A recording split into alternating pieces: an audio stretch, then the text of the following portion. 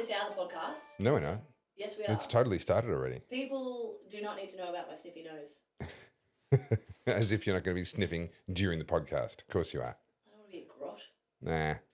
Be real. Be authentic. Be That's what authentic. people Be- want. be your Authenticity. authentic, snotty self. Let's just test. I mean, how much do people really want authenticity? They say they want authenticity. Like, oh, God, Do they so really want authentic. it? You with your snotty nose. You with your snotty nose. God. Yes. All right, we have 3 cameras rolling.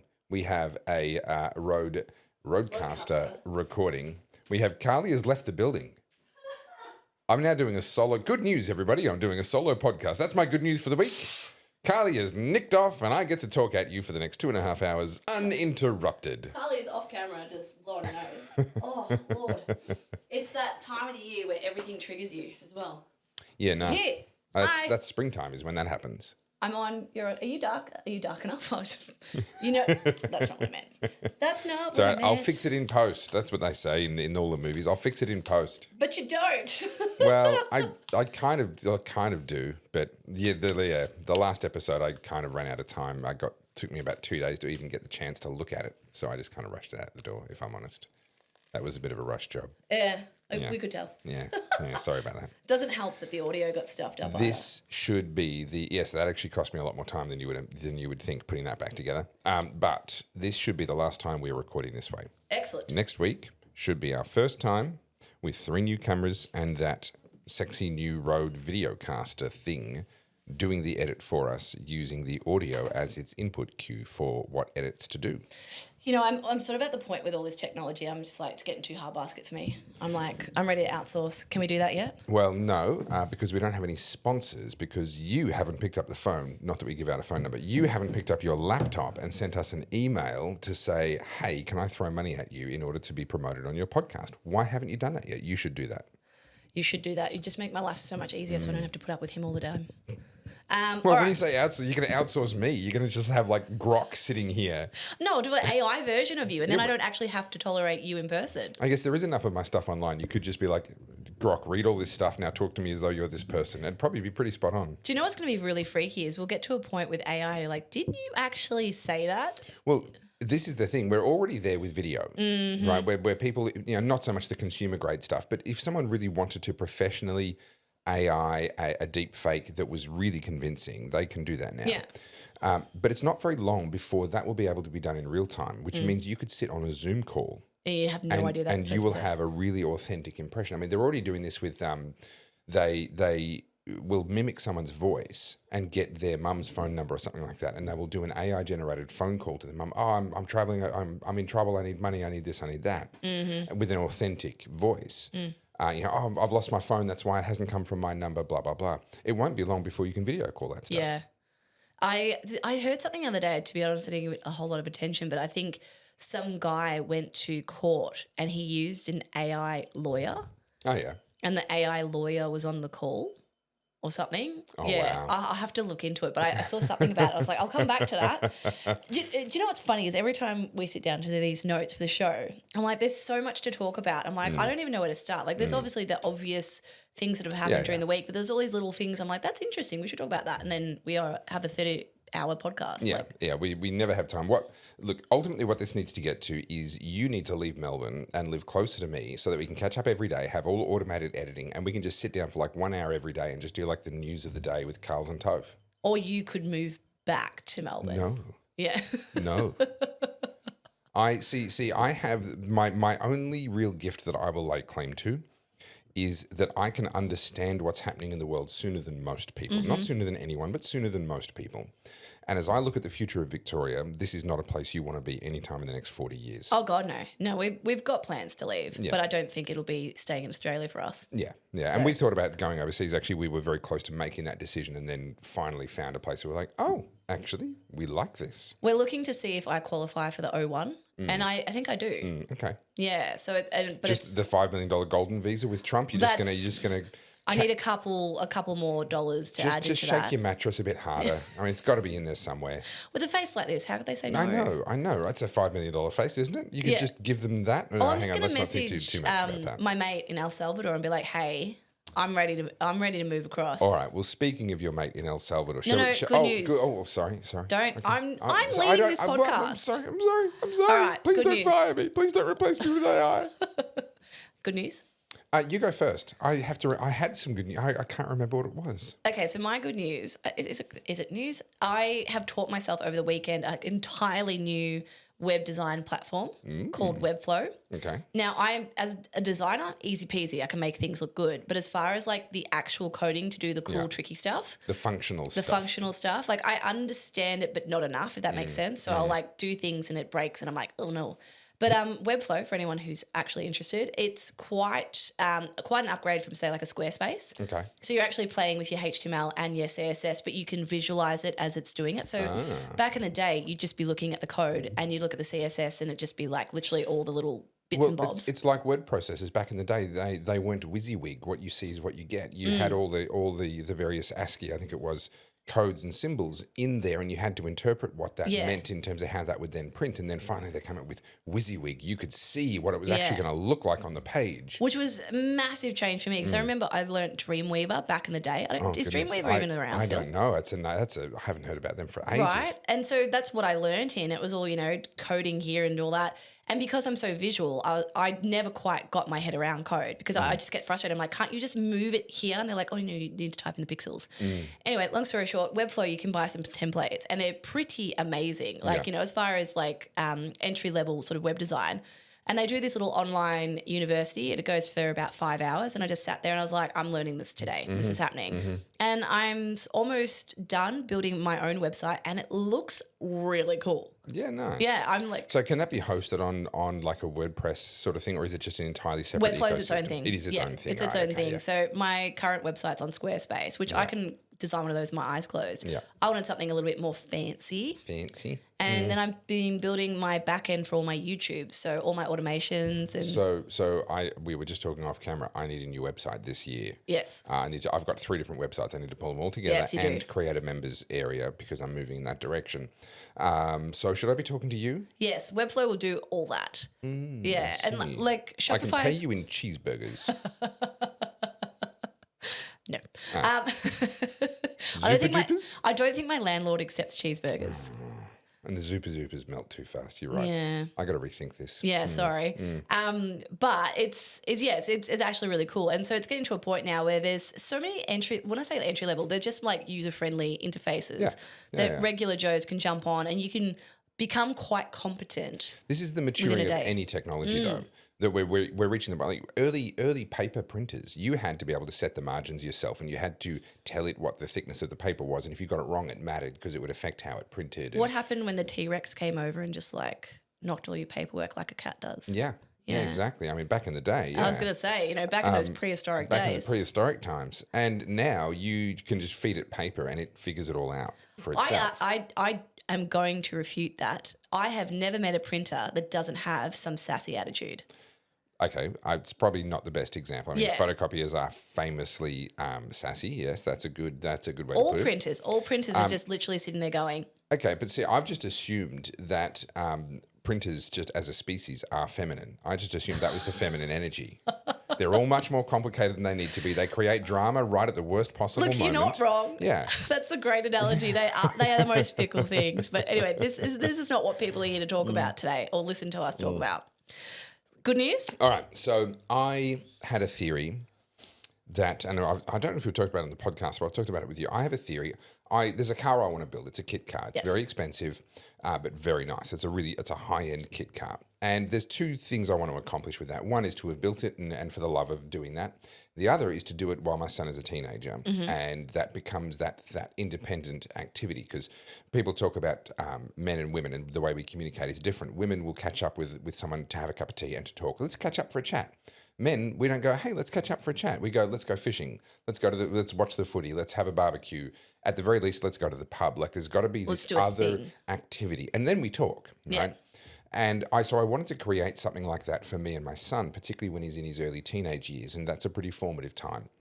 And of course, I'm going, well, I'd love to build this car, and I'd love for that to be the activity that I do with him, but that's kind of contingent on him also loving the idea of doing it and wanting to do it and wanting to spend time with me. So as a bit of a test, I bought the biggest, most complicated Lego car model that I could get, a 3,500 piece Bugatti. And my son and I have been building that bit by bit. Yeah. And he loves it, and he keeps coming back to me, begging me, are we going to get to do more of that today? Are we going to have time to do more of that today? So my good news is that I think that my little plan for sometime in the next few years to start building a kit car in my garage with my son, I think it's going to go well. He's taken it up. I He's think excited. I think he's taken the bait. Yeah. I like it. Yeah. That's a cool thing to do, though. Yeah. Because then you get to have this thing. Yeah. And my hope is that I'll be able to hang on to that till I die and it becomes his. Yeah. And it's a cool looking thing. It looks like a Le Mans prototype racer. It'll have a V8 in it. It'll look and sound... Is it road legal? Yeah, completely road legal in Australia. It will look and sound unlike anything else on the road today, let alone fast forward another 30 years, 40 years, to have something like that sitting under a car cover in your garage. That's very cool. I will be the cool grandpa. Don't you worry about that. Can you do me a favour? Can you push that grid down just a touch? No, you already look better than me. I don't want to make it even worse. I'm like, the light's above my head. It's not even on me, just down a bit. There we go. Perfect. Yeah, see, I instantly got prettier. That's a shame. You know that's how G learnt what he does? No, He I didn't literally, his neighbour across the road helped him or taught him a little bit about cars, and G just took to it like a fish to water. Yeah, right. And he's completely self-taught. He just started when he was like 13. Yeah. And slowly busy. just learnt stuff, and now he builds race cars. So there you go. Nice. Anyway, on to our first segment. I've actually got segments Not now. down to business. No, we're down to segments. Oh. I am an official podcast host. Wait a minute. Wait. Are we organised? No. Oh, good. God, no. I was going to say. God, Whew, that was a close call. Don't set the bar too high. We won't be able to maintain it. But we have to start with my favourite thing of the week, which is this space, the Blue Origin all-female space flight. Oh, my goodness. How good is this? Have you ever seen a more pretentious... Okay, there's people that don't know what we're talking about. What are we talking about? Okay, so for those of you who have been lucky enough Hiding to escape... under a rock. How have you escaped this? Gayle King, whoever that is, Katy Perry, pop star, a couple of other random chicks, and Jeff Bezos's fiancée, Miss Plastic Fantastic, went up in a little bit of a joyride into space, allegedly. Not quite into space. And there's... almost into space. What I love about this is, like, no one is impressed. Literally no one. It's like the first time that, like, the left and the right are like, yes, we hate this equally together. Like, this could be the thing that reunites humanity. Okay, listen. I don't have a problem with them doing this trip. I think it's cool. I would love to see Earth from 100 kilometers up. That would be awesome. I hope to be wealthy enough and for my wealth to increase and for the price to decrease such that they intersect sometime before I die, and I can pay for that. But let's not pretend that only a year ago the left was screaming at Bezos and Musk, etc., for being these billionaire rocket men, people wasting resources and energy and putting CO2 into the atmosphere. And now all of a sudden we've got Katy Perry, who has been on board a lot of those causes over the course of her career. Oh, she's like Little Miss Progressive. Yeah, she's benefited greatly from her association with all those causes. The minute she gets the chance to sit in one of these things and have her trip into space, she's on. So what I love about this is there's so much I want to talk about. I've got some things in front of me, but the first thing I have to talk about is their reaction in the rocket or the little spaceship that they're in. Yeah. The way they carried on, like, it's so embarrassingly cringe. They're talking about this, like, all-female space crew. Yeah. Firstly, they're not crew. They're a payload. They are sacks of potatoes. They have as much involvement in flying that as the early, like the chimpanzees and stuff that were the early payloads put into space. They had a similar level of skill and involvement. Like, literally, how insulting to the astronauts who spend their entire careers learning, like, space engineering and literal rocket science. Yeah. And then a fucking pop star gets up in a little capsule and she's like, I'm an astronaut. You're not, dull. But anyway, bless your cotton socks. But what I love about this is the way this sanctimonious wankery, the way they performed. Like, Katy Perry is a bloody actress, pop star. Yeah. The whole thing, like Oprah, right? Oprah was watching her friend Gayle King go up. And as soon as the camera pans over to Oprah, she realized, and she's like, oh, this is my moment. Pulls the side. Oh, God. Oh. Like, it's just so disingenuous. And you're sitting there going, hang on a minute. These people are all, like, billionaires or at least, like, hundreds of millions rich. They're in the 0.01%, right? yeah. the way they're carrying on as if this was literally the very first spacewalk. Like these were women pioneering something. They were just literally space tourists. Nothing. I would go to space. Like if it was offered to me, I would go. Yeah. But the way they carry on and then they come down and they see this reaction. I want to talk about the left's reaction because you've got people like the likes of Amy Schumer and Emily Ratajkowski and Olivia Wilde who are all criticising this. Which is kind of, for me, it's almost like who, but I have kind of heard those names. They're wokies. They're Hollywood wokies. Now, can I just say though, let's be fair. The fact that they are recognising the nonsense of this and criticising it actually speaks better of them than if they didn't. Yeah, I agree. They called it gluttonous, which I think is exactly the right word. So apparently... From their worldview. Yeah, so that's the right expression, yeah. Yeah, one seat was auctioned for $28 million. So, like, this isn't a small investment. I'll have to buy that next week, sorry. Yeah, you just need a couple more dollars. Yeah. And a typical deposit is $150,000. But, like, I just think it... Do they accept payment in children?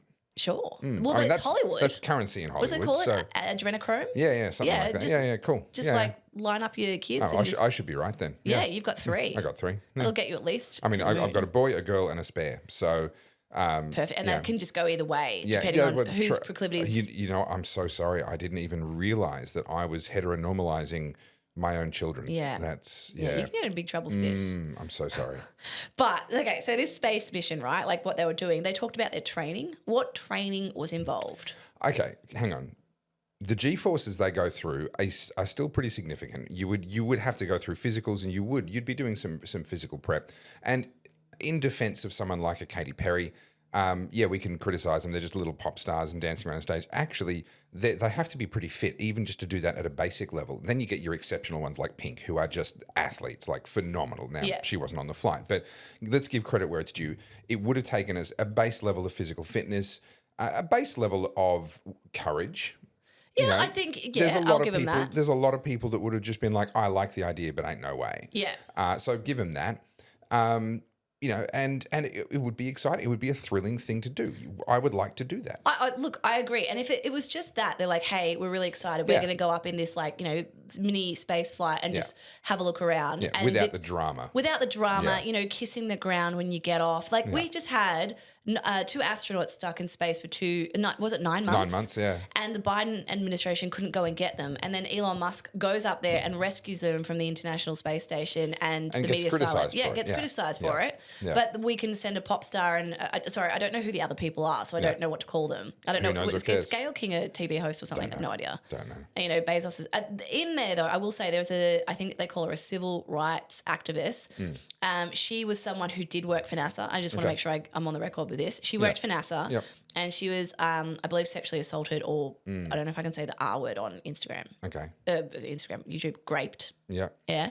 And so at NASA? Like, what's the relationship? I'm not sure if it happened. She was working at NASA and she was training to be an astronaut. And I don't know I didn't look into the story that much. Yeah. But anyway, so she put that on hold and then went to change. So this was what about.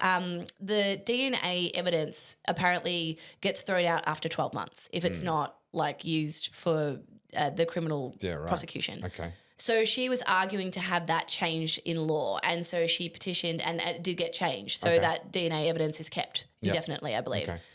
Don't quote me on that, but that was basically the context. So she's Vietnamese, and she eventually went up, right? So she's become an astronaut, arguably. She got into space, almost, So credit to her, but I mean, like, we don't know about her because all we know about is Katy Perry and Lauren Sanchez and Gayle King. So I can't speak to the other women because they've had no airtime. But so essentially, I needed. So G, he is literally obsessed with SpaceX and Elon Musk. And he's given me stuff that I need to read out so I sound smart. But I'm not going to sound confident saying this to camera. So So it was an 11-minute mission, right? Mm-hmm. They flew up to 346,802 feet. Technically, they did cross the Kármán line, which is 62 miles, or I think it's 100 kilometres. Basically 100 kilometres, and that's what they call, like, the perimeter of space. Yeah. And essentially, my understanding is they picked that because 100 is a nice round number in kilometres. But it's essentially reaching the altitude above the Earth where the air pressure is so low that your blood will instantly boil. Yeah. So the boiling point of any liquid drops as the pressure applied to that liquid drops. And if you step outside of a spaceship at that altitude, your blood just boils. this is what G explained to me, and I'm going to pretend I know what I'm talking about. Yeah. But there's a thing called orbital velocity. So you can't reach that going directly straight. There's just not enough significant force to get you out to space that way. That's for low Earth orbit. If you're going to do a geostationary orbit, which is much further away, then yes, you can blast your way straight out to that. Yeah. To that, and if you manage to stop at that distance, then okay, yeah, in theory, and then accelerate around to just matching the Earth's speed. But yes, if you want to be in any kind of low Earth orbit, then you need a lot of speed. Yeah, so you got to go up and you got to do orbital to reach orbital velocity, which I think is 25, Mach 25. It depends on what altitude you're trying to orbit at, but yeah, it's fast. But these guys were traveling at Mach 3. Yeah, and essentially they didn't actually reach zero gravity.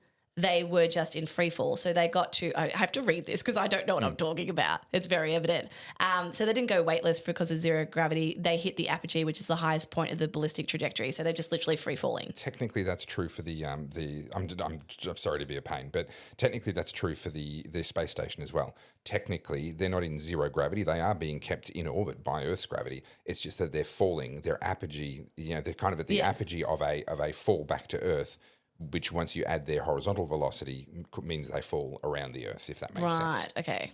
This is all psychobabble to me. Yeah. I have no idea. Yeah.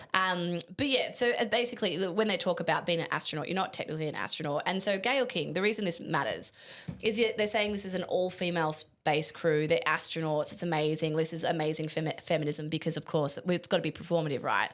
But it's not. And they're like, so Gayle King has come out and saying, how dare we minimize this and say it's a ride. We had a space ride. It was a mission. I'm like, it literally wasn't. You did nothing. It was a ride. It was a ride. Yep. And she's arguing that she's no different to someone who's walked on the moon, which is just like, it's... Yeah, you are different to someone who's walked on the moon. And it was the very first space mission as well. 11 like, minutes as Alan isn't the Shepard. same as like 8 days or whatever it was, whatever it used to take them to get out there and back. Yeah.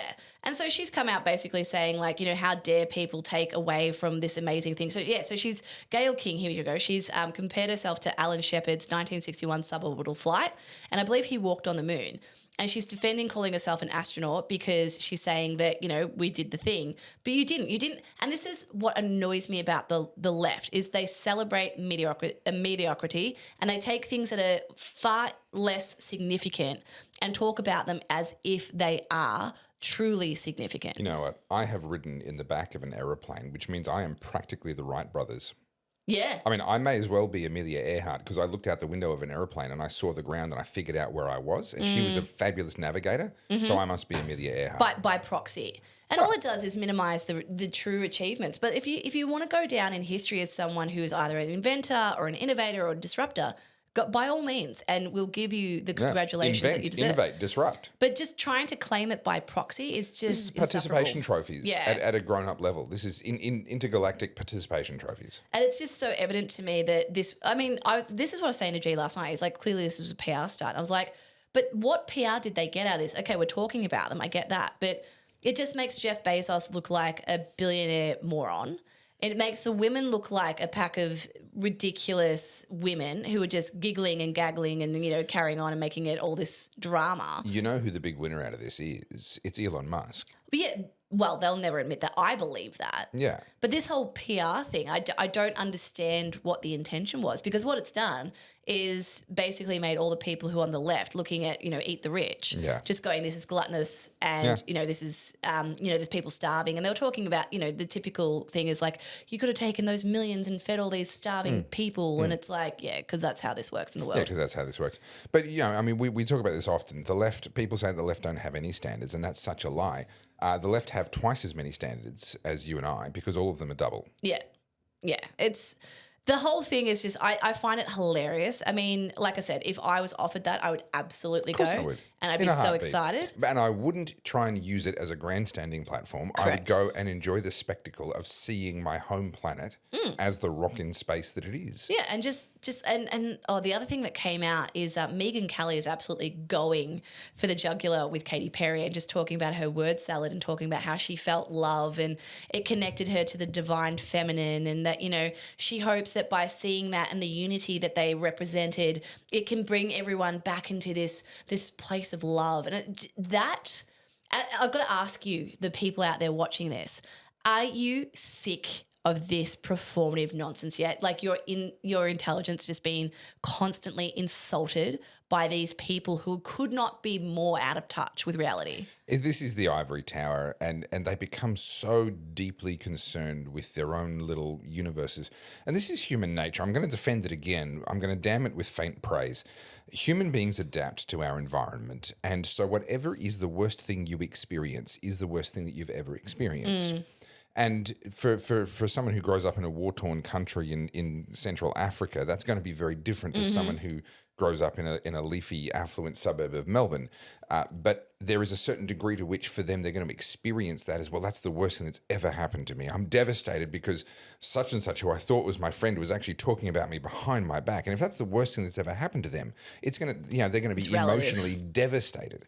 Obviously not traumatized in the same way that someone growing up in a war zone. I'm not saying they're actually relative. I'm saying that because we don't have a universal frame of reference to recognize that the worst thing that's ever happened to me is actually still among the best things in the world, because it means I have friends and people that talk to me and all the rest of it.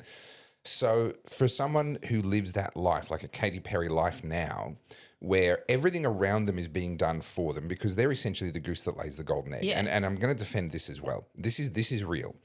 Someone like a Katy Perry, they need, and she needs, to optimize her time into doing the things that can only be done by Katy Perry, because that's what people are paying for. That's what people want. That means producing content or preparing for shows or doing shows or what have you, and then just living as a human being and protecting her as Katy Perry so that she can go back to doing the Katy Perry things that only Katy Perry can do. That means that it makes perfect sense to pay someone else to clean her toilet. Because only Katy Perry isn't necessary to clean her toilet, right? Someone else can do that. Someone else can cook her meals. Someone else can drive her car. Someone else can do all these things. And what you end up with is a situation or a world where this person becomes incredibly cloistered, incredibly protected from the realities of the world around them. And that makes perfect economic sense. And it's something that honestly, I'd be very happy to have enough money to do that for myself. Thank you very much. But it does then lead to these people who the worst thing that happens to them in a day is that they chip a nail. Yeah. And that then becomes where we end up in a situation like this. And look, I think the worst thing that ever happened to celebrity culture was literally social media. Yeah, because they can show how vacuous they are. Correct. And when they were behind that sort of veil, that thin veil, and the publicists and promoters and you would sit there and go, wow, this person's really got it together, they're don't they? Amazing. What a bastion of morality. And now you see them and you're like, wow, you're a hot mess. But back on that with what's going on at the moment, what you were saying was before, it's a zero-sum game, because if you can't talk about something because someone else in the world is doing it worse than you, then it means that no one has problems, right? Because, I was talking about on my Instagram the other day, I saw a really good YouTube, and this is the first tangent of the podcast. Ooh. But it just popped up in my feed. It was this guy. Tangent time. We need a tangent dance, like a tangent time, tangent time. That's not a song. No, I don't. Yeah. Can we not just start hitting random buttons on the thing? I need to come up with something. All right, another time. We don't have a thing yet. No. We need to program the thing into the thing so that you can thing and it'll thing. Yeah, I'll do a thing. Yeah. But yeah, whatever. I just like pressing buttons. Tangent time. Tangent time. So this random guy's YouTube video popped up in my feed and I watched it. He goes, I'm sick of just surviving. And essentially, I'll summarize it. He's just a middle class dude who earns, like good-ish money, but his good-ish money doesn't get him anything. He made the point that he's on above median salary but can't afford a median house. He's talking about how he can't make any further savings on his utilities aside from just not using them at all.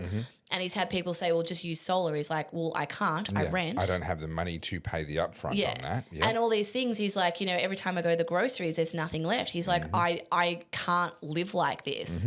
Every day it feels like the walls are coming in on me. And, he goes on to talk more about his, how he's feeling. And essentially what I felt like he did is he spoke for the middle class, who right now are feeling like everything that they've had is being eroded. I feel like that. You feel like that. G-Look feels like that.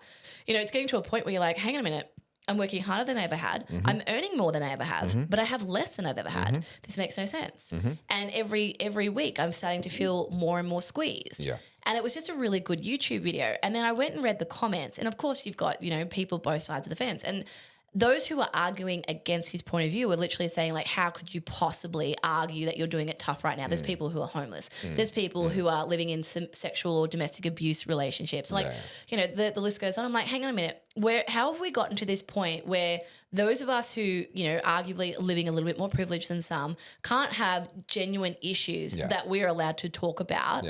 Because you over there, someone who's completely detached from our life that we don't know, has arguably worse problems. You know, it's absolutely ridiculous, and it's a meaningless point. As soon as someone resorts to that, you've got to, you know, if someone is sitting there whinging and not doing anything about their problems, well, then I think that point starts to become valid. But if someone is doing everything that they can do, then saying, oh, well, someone else is doing it tougher than you, I think is just an incredibly unfair. It's a cheap way to try and win an argument rather than actually accomplish anything in life. But the point that they're making is very, very real, that and this is the warning that I keep giving, and I've been giving now since 2015, and I got laughed at when I started making this point. We are in the same funnel, the same spiral that leads down to where Venezuela is. And people go, oh, that's ridiculous. You can't compare Australia with Venezuela. Well, I just did, and I can because, as I said before, one of the few things that I will lay claim to is that I'm able to look at the world, put the pieces together, and see where we're going further in advance than the majority of people can. And we are in that funnel right now. And if you look at the promises being made in this election campaign that's happening right now, they're all about quotas, price controls, more government spending. The government's going to save you. It's going to fix things for you. And these are literally, when I came back in 2015 from Venezuela, I said, here are your hallmarks. Here are the metrics that you look for to see whether things are getting better or worse. If things are getting worse, you will see an increase in price controls. You will see an increase in quotas. You will see an increase in government ownership of things, and you will see ultimately capital controls, which is where once everything starts collapsing, they try and stop people from getting out with their money. We are beginning to see all of these things creeping in different forms in Australia, particularly around housing. That's the big one this election.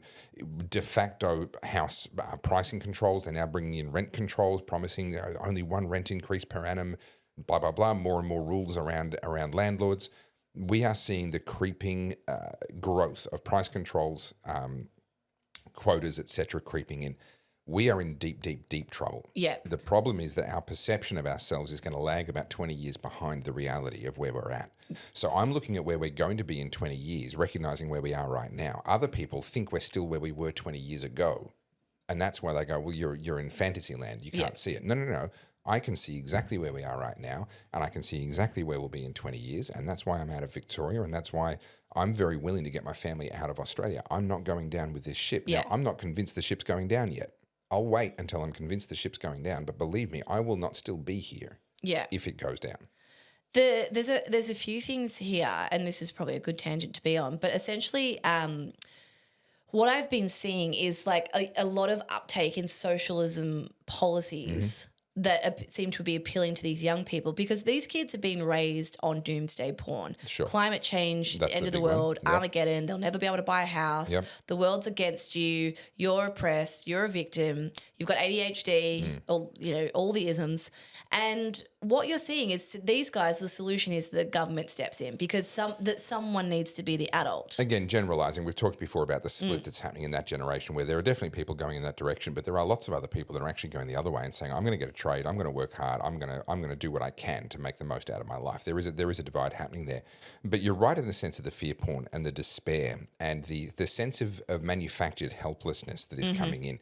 You know, people complain about, weaponized incompetence or weaponized helplessness, etc. And particularly, of course, it's aimed at husbands who can't do things, so their wives have to do everything for them, blah, blah, blah. Well, no. Weaponized incompetence is actually, it teams up with the tyranny of low expectations, where the government comes in and says, you can't do that for yourself. You're in a position of helplessness and despair. You need us to come and do that for you.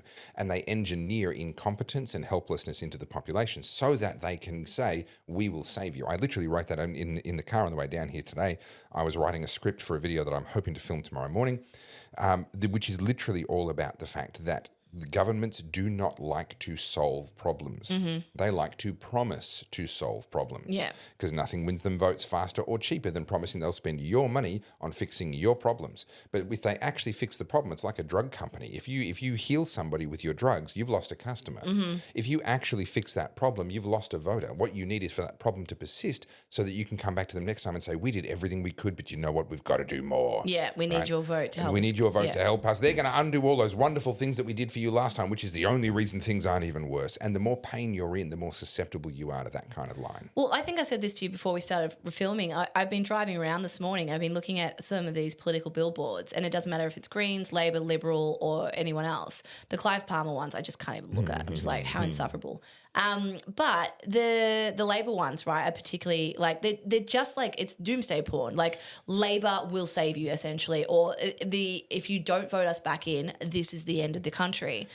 As a voter, or as an American citizen, wow, as an Australian citizen, wow, that was anything a Freudian we slip. need to know about?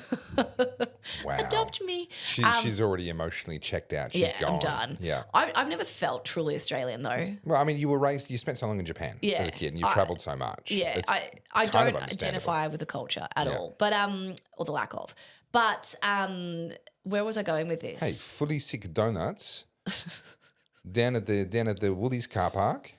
No, I'm talking about the footy netball culture. When I moved to Australia, it was just footy netball, and I was like, can't relate. But I tried netball. Don't look good in a dress. It's just a dumb sport, sorry. But the billboards, right? Like as an Australian voter or just an Australian in general, are you not insulted by the way that our politicians treat us? They treat you like you're a child, that you can't decipher for yourself what is fact or fiction. You know, free this, free that. We'll solve this by us doing this. For example, in Victoria, you're seeing all the Victorian Labor MPs coming out, obviously endorsing Albanese, campaigning on his behalf for the federal election. These people have had the balance of power in their favour for almost 2 decades. The state of Victoria is in freefall decline. And they'll gaslight you and say, only we are able to fix it. Knowing full well, as a Victorian, reading these billboards, you'll go, hang on a minute, I am in the worst I've ever been. My state is in decline, but you guys are telling us even though you've had the power for 2 decades, you need more power because you'll be able to fix the mess you made. Okay, the only way that you can have your intelligence insulted is if you have some in the first place. And that's why the average voter's intelligence is not being insulted right now, is because they're not actually applying any of their great stuff to any of these topics. Take the word free. You've triggered me now. We agreed we were going to have a less than 2 hour podcast. Well, I'm going to go on a more than 2 hour rant on the word free because there is legislation around truth in advertising. Now, I think we should have absolute free speech. I think we need to be very careful about any regulations, no matter how well intended, that govern people's speech. But I do think that governing the speech of the government is a different thing. Putting rules around what a government employee can say on behalf of the government, I think, is a different thing to the government putting restrictions on what the people can say. No one in government should be allowed to lie by calling something free when all they're doing is making someone else pay. Yeah. And to have billboards up all over the place, and he's not being called out, Anthony Albanese, we'll make this free, we'll make that free, we'll keep this free, we'll protect that and make sure it's free for future generations. None of that's free. All of that is, in fact, why we're in so much debt, why the national credit card is completely maxed out, and why our money is becoming so worthless so quickly is because we're giving away all of this free stuff, which comes at a terrible, terrible price. Can I tell you something that's going to really make you mad? What, you want to make me madder? I'm really, because I don't want to blow people's ears up. Like The microphone is right here. I don't want to hurt people, okay? I can see the steam rising off your body. And I'm having to contain it because the microphone is right here. This will make you absolutely enraged. And you guys as taxpayers, because you need to know about this. Now, we know the NDIS is a massive scam, right? Oh, yeah. So I'm going to give you an exact example. So Gareth's mum lives up in Cairns and there's a lot of crime up there, a lot of youth crime. Yep. And there is a government-run program, I think through either St. John or something like that. I don't know you guys will have to go look at the particulars. But essentially it's a state government program where seniors are eligible for up to $10,000 of security things to do to their home, mostly around cameras. Okay. Yeah. Right. So up to 10,000. So Gareth's mum's next door neighbour was broken into twice by youths. And so they were eligible for this program, and they got $10,000 worth of cameras. Now, as someone who has literally just installed cameras in her house, I know exactly how much these cost, right? It's not $10,000, even if you get the electrician. So the next door neighbour, I think, had a couple of cameras and then the monitor and the recording and all that sort of stuff, 10 grand. And so the neighbour referred Gareth's mum to the same company and the same scheme, and she's applied for it. And the same thing, you get 10 grand. So she asked for 6 cameras and a monitor that would show up the 6 cameras and record everything. Now, you can only get the monitor that does 4 cameras or 8 cameras. Okay. So, 6 cameras and then an 8-way monitor to record, and 3 terabyte hard drive to record all the data. Yeah. Now, the subcontractor who's going for the government thing, he comes and says, oh, that's like 12 grand. And she goes, oh, it needs to be under 10. He goes, all right, I'll work the numbers for you. So it's going to be $9,800. And you're going to get 5 cameras and the monitor. Right. So he drops it down. Yeah. Anyway, it comes around to installation. The young guy comes and installs, drills the holes for the 5 cameras, and then realizes that the code actually only says 4 cameras. And instead of the 8-way monitor, it's the 4-way monitor. And Gareth's mum's like, hang a minute. We said 5 because I asked you just to take 1 camera off. And he goes, and then the guy who runs the company goes, well, we can't do that because I had to get the price under for you. So I've taken 2 cameras off. And not only has he taken 2 cameras off, he's dropped the monitor down to 4 and the hard drive storage down to 2 terabytes. Yeah. Anyway, Gareth's like, none of this is adding up, Mum. Send me the stuff. So he jumps online and has a look at the cost of all these things that are on this invoice. Yeah. The cost of the actual products themselves, the hardware, the cameras, the monitor, and like, let's say some labor, like $2.5 grand tops. Right? Throw in an extra 1,000 each way. 10 grand is what this guy is charging the government. So all of that is going in his pocket, right? And so you guys will be like, oh, that's smart business. He's making profit. Who do you think's paying that 10 grand bill to that tradie who is rorting the system? We are. The taxpayer. Yeah. Now, that's one example or 2 examples, right? So the next door neighbour and Gareth's mum. So that's 20 grand that's going to this government subcontractor because he's part of the scheme. Yeah. Now, of that, the cost of goods and his labour, because you deserve to be paid, is under like 4 grand. Yeah, let's call it 4. Right? Yep. So he's making 5.5 grand profit per job. It's like a 2-hour job. Okay. So there's a lot to unpack in what you just said. So what matters in an economy is not the amount of money that changes hands, it's the amount that you get in return. And what we're doing in every government scheme, and again, you're reading my mind, I was writing this into my script that I was working on in the car on the way down here. Every single time the government gets involved in something, you end up having to spend more money to get less. They kill productivity. And this is a perfect example. Now, his reply, because I know people who run companies that deal with government programs, etc., his reply will be, but you don't understand how much money and time and staff hours I have to put in order to qualify as a government-approved installer, in order to be on their system, in order to be eligible for these things. And this is actually true, right? Becoming one of those companies is a specialty in its own right. You have to probably hire consultants who will fill out all the forms and charge you tens of thousands of dollars for the privilege just to be able to get into these boondoggles, these schemes. But this is consistently what happens. Think about pink bats. Think about the Cash for Clunkers program. Before that, when John Howard was in his last term, he had a program that I actually became a teacher under one of his last programs, which was about retraining people, mature age adults, in computer skills so that they could get back into the workforce. If they lost their previous job driving a forklift or whatever it might have been, they can get the basic computer skills they need to be able to get a new job. And I taught, and I made good money. I made bank. But the companies that were running, the registered training organizations that were running that, they were making squillions of dollars, but really the art was not in the teaching of the students. The art was in the qualifying for the government program. And one of the definitions, one of the distinctions between a capitalist system and a corporatist system, which is halfway to fascism. A capitalist system, you make money by keeping your customers happy. In a corporatist system, you make money by keeping the government happy. And all of these programs, as we're adding more and more and stacking them more and more on top of each other, we are moving further and further away from an efficient market-driven system that says, well, you can have $4,000 worth of cameras and installation for $4,000 to an inefficient government-run system that says you can get $10,000 to install 4 cameras and the monitor. And the rest of that is going to be either profit to someone who doesn't deserve it, because in a competitive market, they would never have made that money, or it's going to get lost in the churn of the consultants and the time that you have to spend keeping the government happy. Yeah. But it's lucrative, so people do it.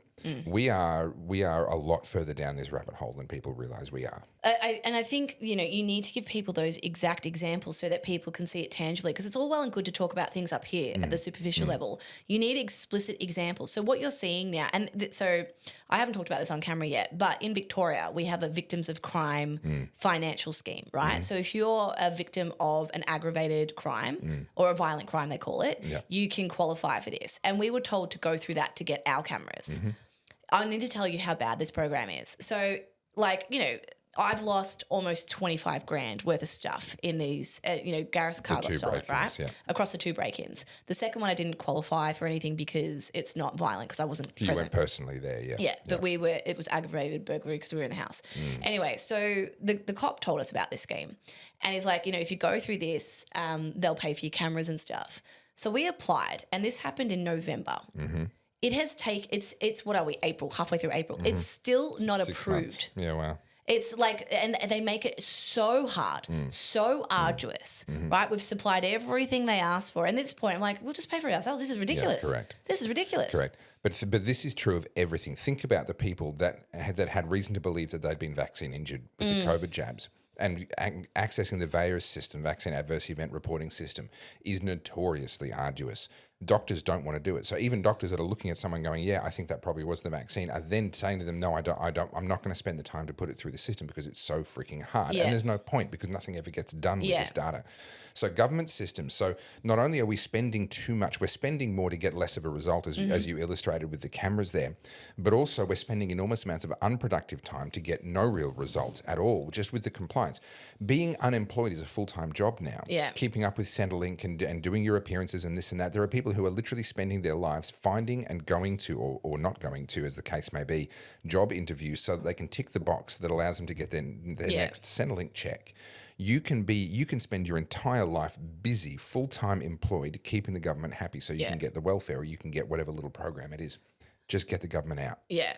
Let's talk about tertiary education. So obviously Adam Bant, the head of the Greens, he's come out saying that the Greens are going to try and campaign for free tertiary education. Yes, free. That word, right? And this infuriates me. Now, I'm obviously doing my master's and I'm paying a pretty penny for it.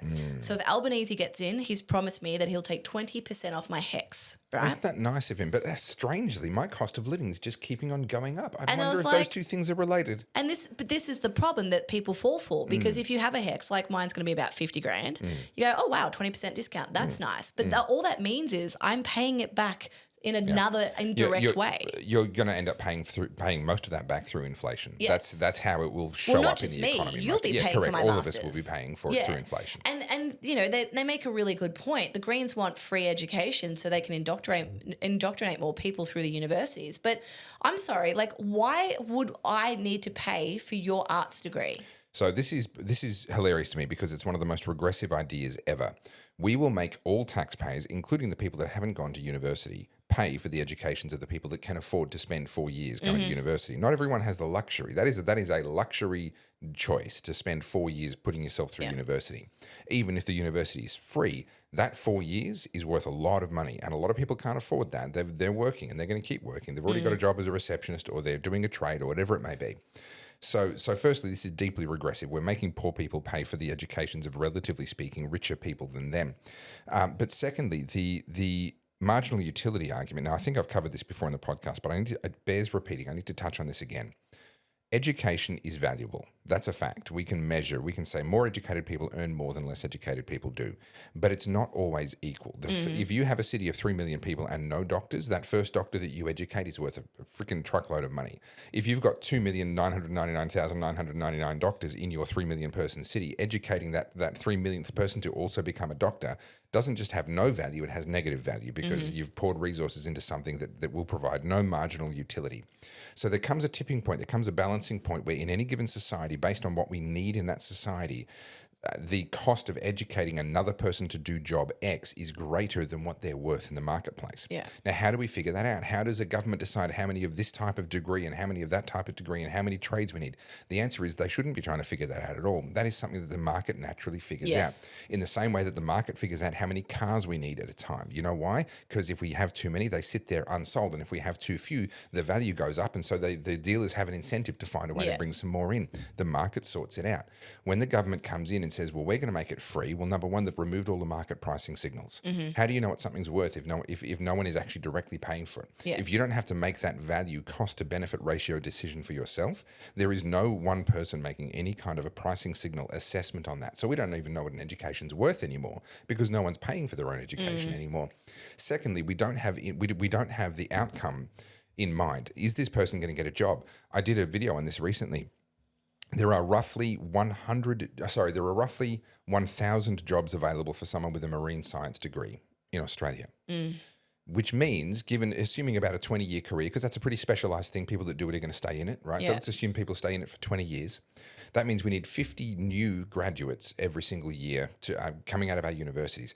Instead, we have hundreds every year coming out of our universities with marine science degrees, and then hundreds more the following year and hundreds more the following year. Why? Well, because telling your mates that you're doing marine science sounds pretty sexy. If you're a bloke, that's going to get you laid for sure. All right?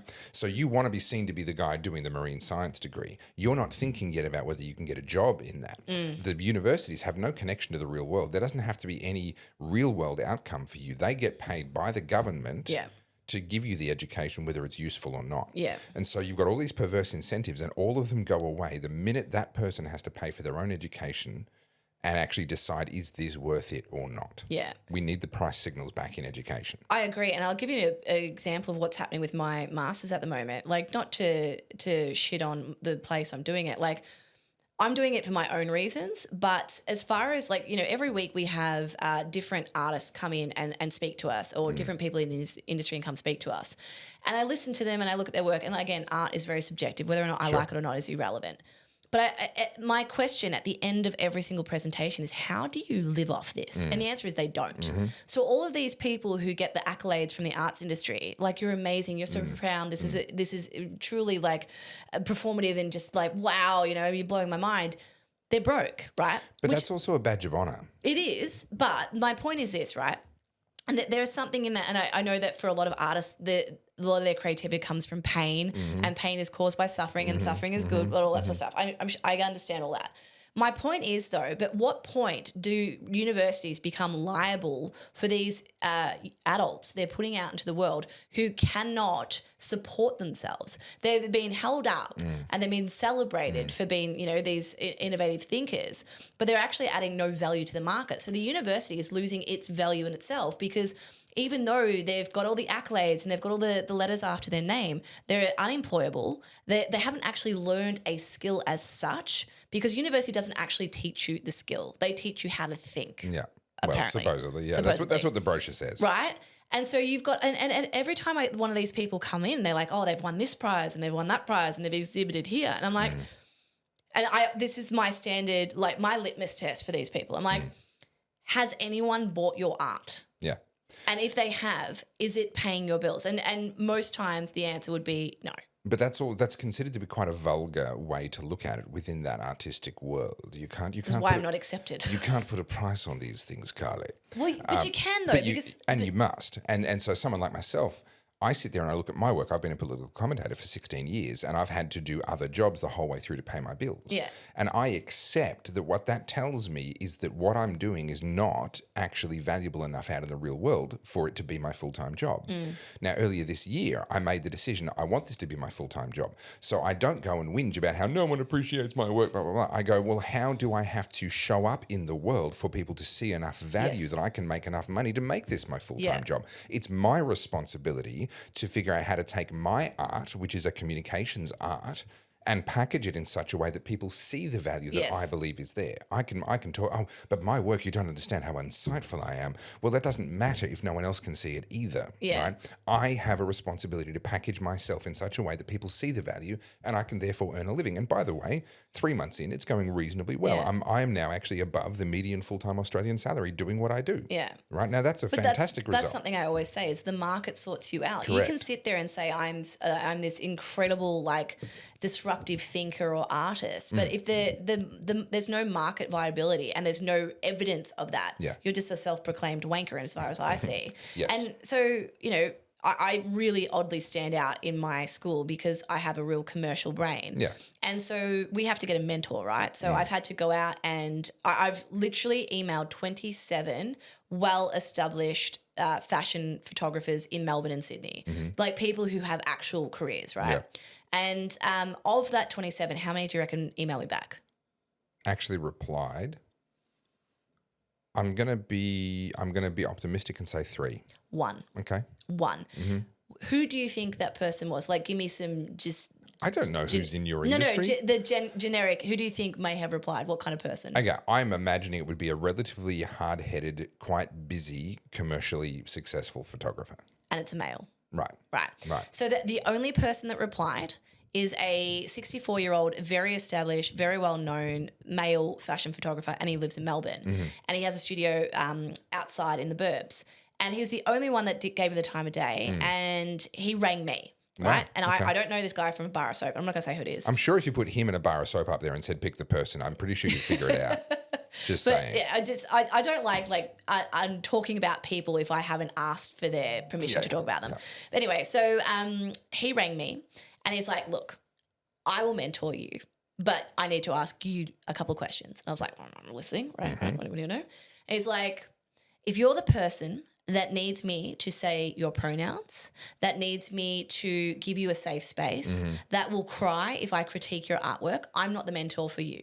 If you want me to tell you that you're amazing and that you're doing amazing work, I'm not the mentor for you. I like this guy already. If you can't be here on time and work a full day without whinging and needing a break, I'm not the mentor for you. Good Lord, a bloke has never given me the need for a cold shower before, but I think this guy's getting close. And he said a couple other things, and I was just like elated. I was like, pick me, please. Like that was my pick me moment because I was like, oh my God, like this is what I want. And I said to him, like, I'm desperate for someone to rip me apart in all the right ways. Like pull everything apart and so I can put it back together. Yeah. I'm sick of being told like, oh, that's great. You're doing amazing. Bullshit. There has to be something I'm doing wrong. Yeah, there are ways you can improve. If you don't bring it to my attention, how can I correct it? Yeah. And this is what I find really insufferable about universities. You're not allowed to give people actual criticism anymore. You've got to steer them. And the thing they're studying isn't necessarily a critiquable thing. I'm going to throw a friend of mine under the bus. I won't say who it is, obviously, but if they ever listen to this, they'll be deeply wounded. And I love them dearly. They're actually an amazing human being. But I have a friend who did a doctorate in political science. Okay. Already tenuous, all right? Now, I say that as a political commentator. I'm the kind of person who could have done a doctorate in political science, and one day I'll get an honorary one, I promise. But this person did a doctorate in political science, specifically on the issue of soft power. So geopolitically, you've got hard power, which is military. Economic is sort of halfway between hard power and soft power, but then you've got cultural influence. And this person specifically did a doctorate in soft power, majoring in K-pop, Korean pop music. I'm not seeing the correlation. And its role in spreading Korean culture into other Asian markets. They did this because they love K-pop and they just wanted to listen to more of it. And this was a way for them to get money for 6 years, getting paid to do a doctorate in this, and connecting it to soft power was a way of making sure that it had some veneer of legitimacy as a political science. To my knowledge, this individual has never had a job, a role, a contract, a consulting, anything, nothing that has involved this. And this was all done on a scholarship. I believe so, yes. Well, I mean, this is no different to our mate Raygun, who has the PhD in breakdancing, but arguably cannot breakdance, which you would think is a prerequisite. She can breakdance better than what was shown in that particular exhibit, but you put her alongside anyone that is an elite level breakdancer, and no, she can't breakdance. But this brings me back to this whole thing of pumping out students, right? Like, I am part of the system. I have got a tertiary education. I'm currently back in the tertiary system. I do think it has its place. And the one thing I like about my master's is it's hard. It's really hard.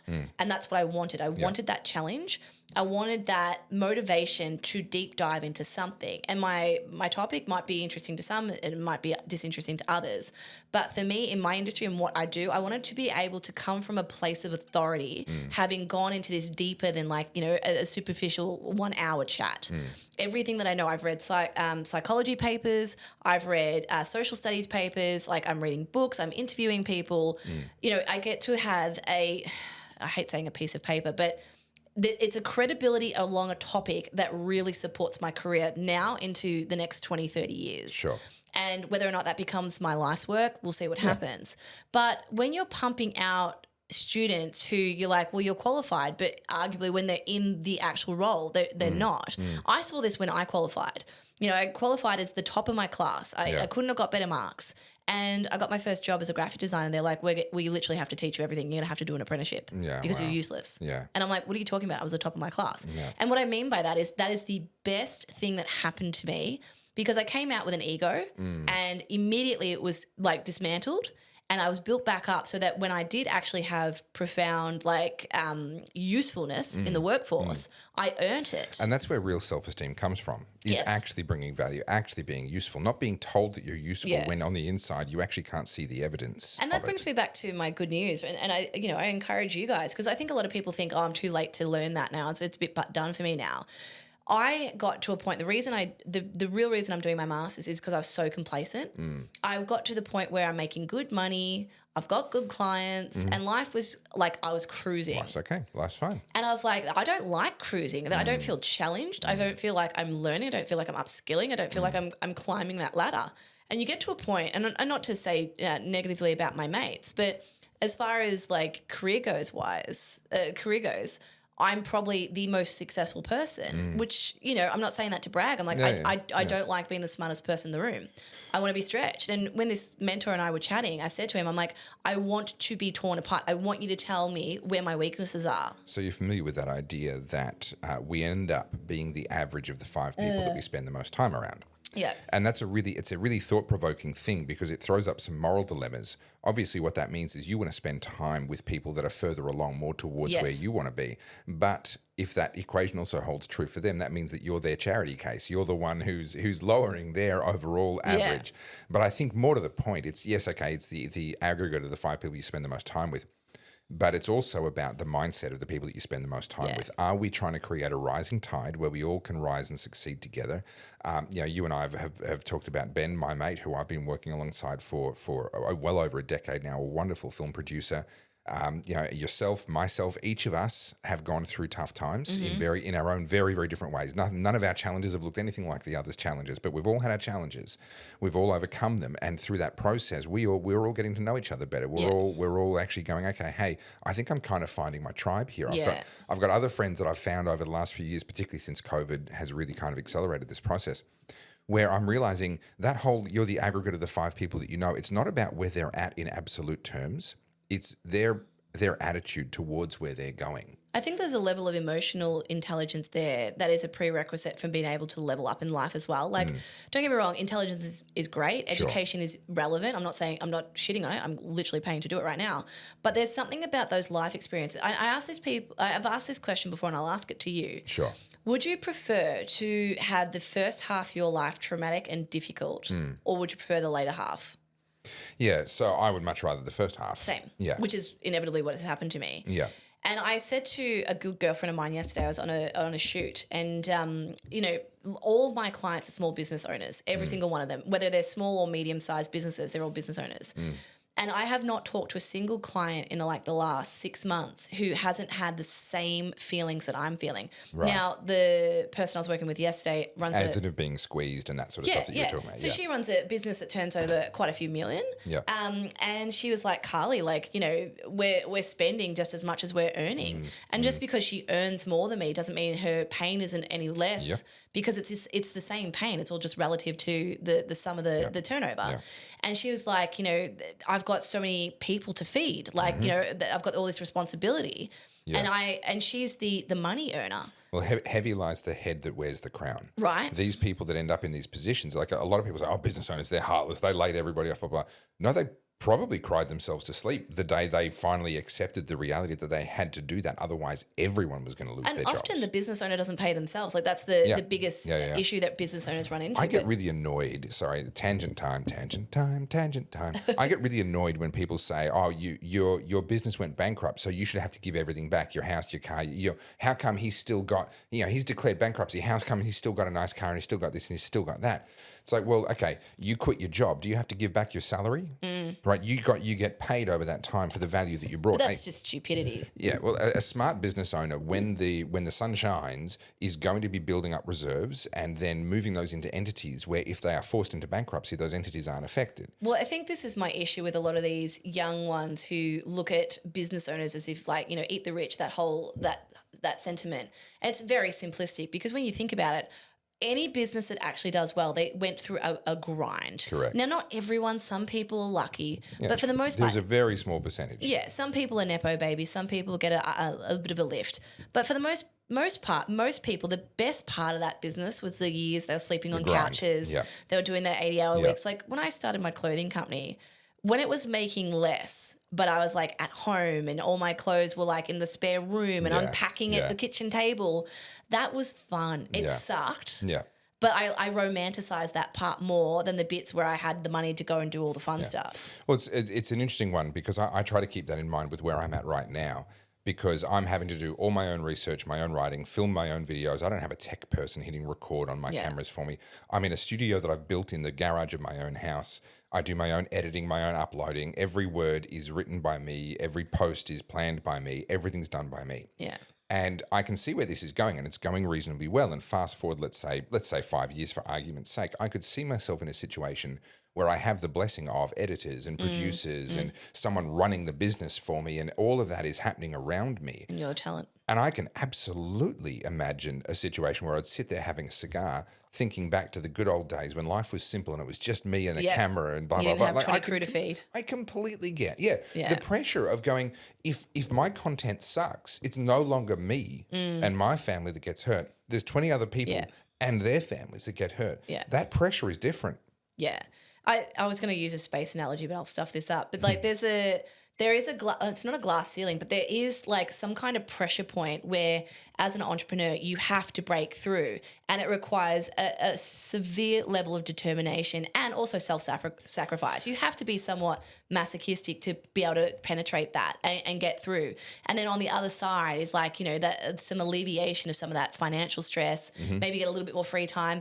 And exactly like you said before about celebrities, you can start to outsource a few things, the you things get a cleaner, in life that you don't want to do. Someone will do your shopping for you. Those little luxuries that just mean, oh God, I've just got a little bit more free time. But that to get to that, it does require a lot of self-sacrificing. But also think about the fact that it takes an enormous amount of sacrifice to get to the point where you've got a 7-figure business. But a 7-figure business is still tiny in the grand scheme of things. No offense to anyone that's sitting there going, man, I'm earning 5 figures. No offense to you. But a 7-figure business is actually still very small and probably means the business owner is still only getting 50 to 150 grand at the end of the year, somewhere in there. Then someone has to go, I'm not willing to back off at this point. I'm not going to go, oh, thank God I got the breakthrough. I'm comfortable now. They have to go, no. I'm going to continue this suck. The hardest part of business is the $1 million to 10. Yeah. Everyone thinks it's the first million. No, it's the $1 million to 10. They push through the suck to get to 10 million. Yeah. The vast majority of people then go, well, now you're on $500,000 a year. 5% of your gross revenue ends up in your pocket at the end of the year. Well done, you. Like, great job. They go, oh, I can back off now. I can finally, right?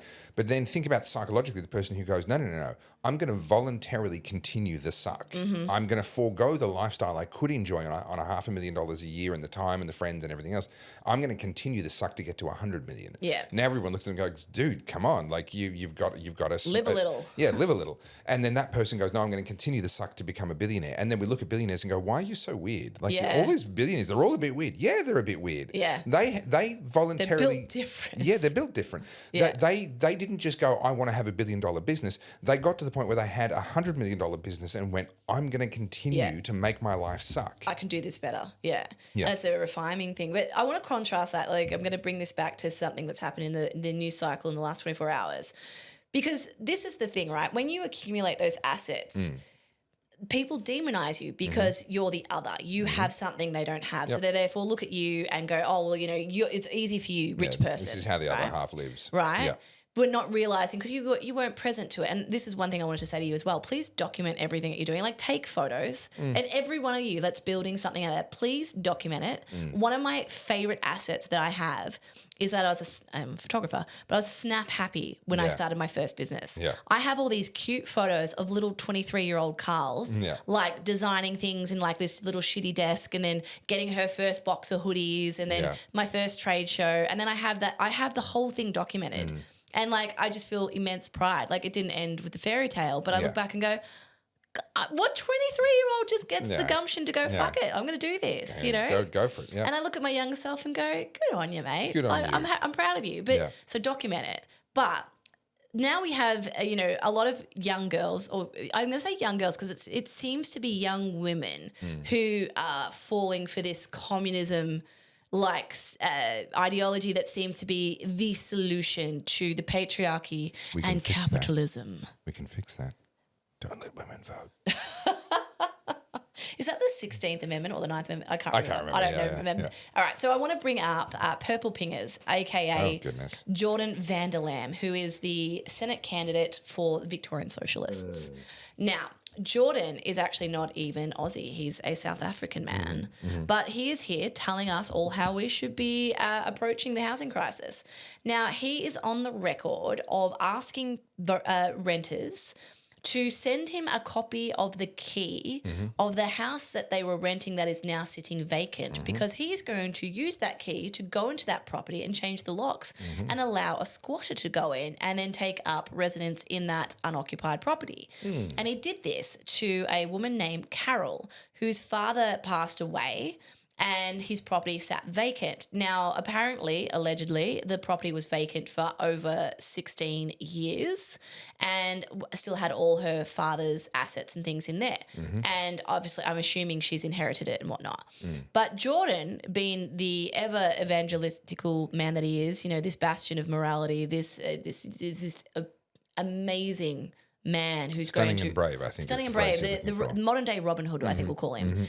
He has decided to take it upon himself to declare that he will allow that property to be occupied by someone else. And so via him literally putting that incentive out onto social media, squatters broke in and they changed the locks and they sold off a lot of the old man's possessions, and the daughter has since found out about it. And this is where we're at. We've got people like that who feel so emboldened that they can just take. And that is setting a very dangerous precedent. But is he apologetic? No, of course not. Couldn't give a damn. No. Because in his mind, you have, we don't have, therefore we'll take. So this is what this actually springs from, is this fixed pie thinking that says there's a certain amount of wealth in the world. There's a certain, we're all just enjoying Earth's bounty. I wish I could go back to the old days where we all just enjoyed, we could just walk around picking fruit naked and enjoying sunshine. And before we invented money, all that stuff. No. Life was short, violent, and brutish, right? You're lucky if you made it to 40. Yeah, correct. And the reason why we live so well is not because there's a fixed amount of wealth in the world that we're dividing up between ourselves. It's actually because people on average create more wealth than they consume. That's where the wealth comes from. And we can verify this very easily. Go back 300 years ago and ask yourself, was the average person more or less wealthy than we are today? And the answer is kings were less wealthy than we are today. If you were to go back to a king of some European country and transport them now and say, would you like to swap with Topher Field to have his exact life, a middle-class life living in a unremarkable suburban block outside of a capital city, but he's earning enough money that he can pay his bills and enjoy modern technology like a phone in his pocket and Panadol in the cupboard if he wakes up with a headache, and all the modern conveniences, and food transported from all over the world, kept fresh and cold and delivered conveniently just around the corner, they would swap with me in a heartbeat. So me as an average Australian, I live literally like a king from 300 years ago. So how can we say that there's a fixed amount of wealth in the world if we've got 30 times the population or whatever it is, 10 times the population now to what there was back then, and yet we live better than they do on average, right? It's because actually we're creating wealth as we go along. But people like Jordan They don't recognize the need for hard work. Mm-hmm. People talk about the value of hard work. Well, the value of hard work is what it gives back to you. You work hard, you get money back in return, which you can spend. But actually, the need for hard work is that we've talked about before. We are all consuming constantly. Yeah. And unless we, on average, produce more than we consume, then the world becomes poorer. If someone is homeless because of an unfortunate set of circumstances that stripped them of their wealth and the product of their labor, I have all the time in the world to helping them get back on their feet. If someone remains homeless, that's because they're not producing value. Yes. And that becomes on them. Yes. It was interesting because I put up I responded to one of Ann and Vance's tweets about stay out of the parents. The government should be parenting the children. Right. And some lefty was like, oh, but what about it's always the what about isms, right? Like, what about the children whose parents are broke or, live in domestic violence? What about them? You'll know the term for this, but it's that whole mentality. Well, these people are doing it worse, so we need to bring everyone else back down to this level before Lowest common denominator. Yeah, but before we can enjoy. So you and I are not allowed to enjoy the fruits of our labor. Yep. The house that we live in, the car that you have, because someone else is so marginalised and so oppressed. We need to drop all of our standards of living so that we all start from this even keel. Yeah. What do they call that? Equity. Yeah, well, they call it equality. And this is, we see it's this. Equity. They want us to all start from the same point. We see this come through in some really absurd ways, and thankfully this is never caught on in any serious way that I know of. But every now and again, academics who just want some attention come out with things like, are you giving your child an unfair advantage by reading to them at night? Like this sort of stuff. It's like, oh, you're just being a good mum or being a good dad. No, you're advantaging your child unfairly. You really shouldn't do that because, poor parents who are working 2 jobs, they don't have time to read to their kids at night. So feel guilty. Well, I'm sorry for their situation, but I happen to have a skill that is valuable enough that I can actually make ends meet by working one long hours job. Yeah. And I stop work to read to my kids, put them to bed, and then I work. Wasn't there a situation just recently in the UK where a woman was put in jail or arrested because she wouldn't let her child have an iPad? Did you hear about that? I don't remember specifically. Grok knows all. Yeah, but maybe we can bring that up next week. I thought that was interesting. But this commentary around the government knows better scares the shit out of me. Yeah, and just spend some time down at a Centrelink and ask yourself whether would you want to be raised by Centrelink? No. Because that's what you're asking for when you want to get the government involved. All right, I'm getting us back on track because there's some things I really want to talk about. Right. But let's light. We're at an hour and a quarter. We've got 45 minutes. We're going to try and hit the 2 hour mark. We're going to lighten the chat with probably the best example of hypocrisy we've had in quite a few, and that's saying something in front of you. I can't wait. So, our mate Mike Cannon-Brookes. Mikey boy. Yeah, billionaire, Atlassian founder. He's not being hypocritical, is he? Climate crusader. No. He is currently under scrutiny for building a lake on his property that allegedly has contaminated a neighbour's water supply. Ooh. And there is aerial footage of the property and it shows a construction site. Now, when this has been brought to media's attention, what do you think our friend Mikey said about it? Oh, well, knowing Mikey would have said, I take full responsibility. This happened on my watch. I will make good on all of this, and I'm terribly sorry for being such a hypocrite that I claim to defend the environment whilst trying to terraform it for my own purposes. I hate to call you wrong. Oh, no, really? However, Mikey, what are you doing? Like a true leftist, climate evangelistical, morally superior white privileged male even, he did what... Sorry, you forgot CIS. Oh, CIS. I don't know who this is. Well, as far as I'm did aware. You just assume? I haven't read his pronouns recently, so you know what? I did assume. Well, he's done the default of the left, which is blaming a woman, Catherine Manuel, who was sacked for misconduct in 2023. A middle-aged white man blaming women for his problems. I've never seen that one before. Yeah, no, me either. I was shocked. That's a new one. Shocked and appalled. Clever, Mikey. Well played. Apparently it was her fault. He's claiming full ignorance and did not know. And it's so bad that apparently the New South South Wales Water Board's gotten involved. Oh, goodness, waterboarding. I think I could talk to the CIA about that. What I love about this is that he's defended his decision to have a lake on the basis that it was going to have an island in the middle that was going to be like a sanctuary for wildlife. Water life. Yeah. Now, this actually comes back, and what he's just done is confirm something that I've been mocked for saying for a very long time, which is that humans intervening in a landscape can make it better for the natural environment, can make it better for species. For example, we get told off for building dams. Guess what dams do? They bring an awful lot of new life to an area. Just because that used to be a valley and now it's a valley full of water doesn't mean that everything's dead. Yes, the trees underneath the waterline, sure, they're dead. But there's fish. You know how fish do in a valley? Not well, right? It brings a different kind of life. It changes things. And what Mike Cannon-Brookes has said in his attempt to defend it, building a beautiful man-made lake for aesthetic purposes on his property, is that no, it's all good. It was going to have a wildlife sanctuary in the middle. In other words, by intervening and terraforming the landscape, I could achieve a superior aesthetic outcome for myself and look after the environment at the same time. And, this is not a sentence I say very often, Mike Cannon-Brookes, you're absolutely right. You absolutely can. And in fact, we should do that sort of thing a lot more often. We should build a lot more dams.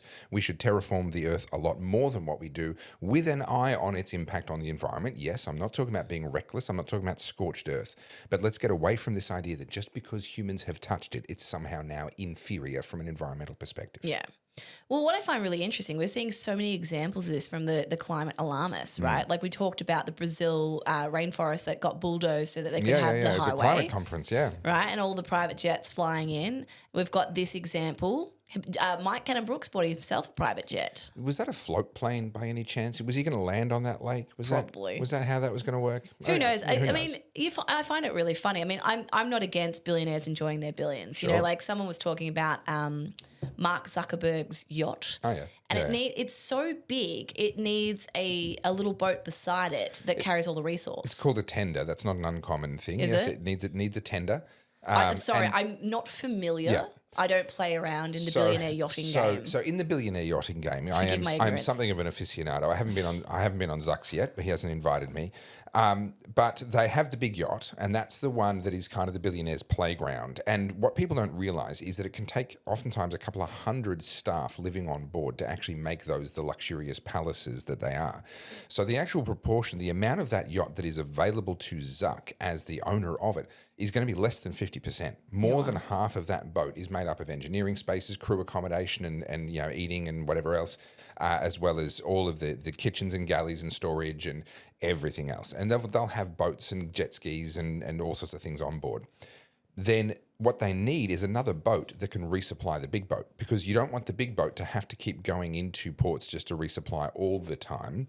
You need another boat that's got a whole bunch of supplies so they can sort of go out and do their thing, and you send off the smaller boat as a runabout, so to speak.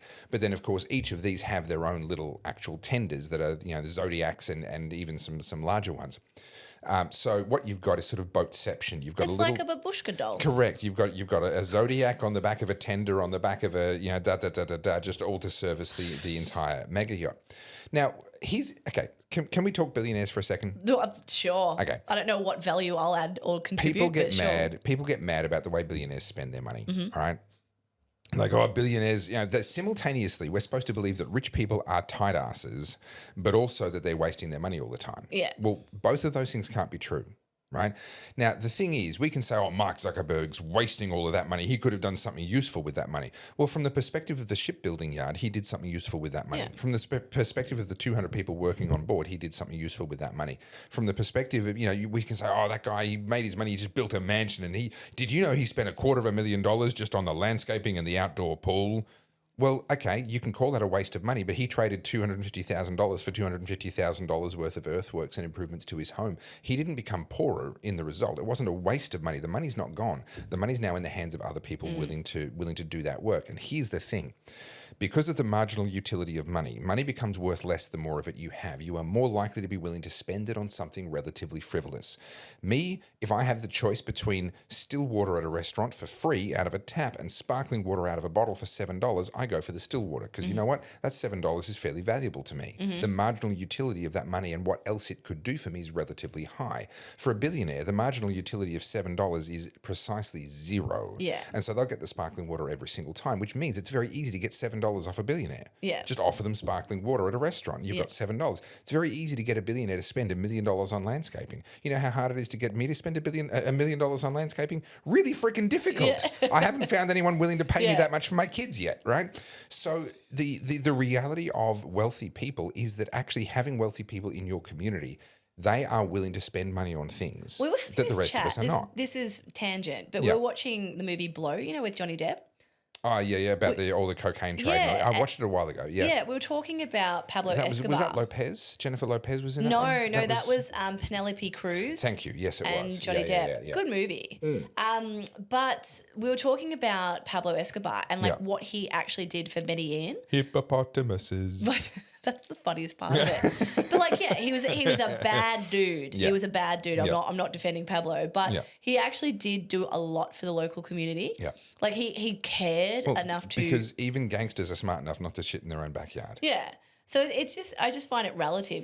People get painted with a bad brush, but it's but I think you'll find a lot of people defend him at the same time because they're like, well, he did a lot for our community. So. And the reality is that there have been times in history, not so much right now, but there have been times in the history of Mexico where it would have been preferable for you to live and raise your family under a mafia-controlled, a cartel-controlled town than under a government-controlled town. Yeah. Now, that's varied from time to time. It's funny you say that because G and I literally had this conversation. We have some weird conversations. But we're talking about, would you rather live under mafia rule or government overreach rule? And I said the mafia because at least the mafia will protect you. That's what you pay for.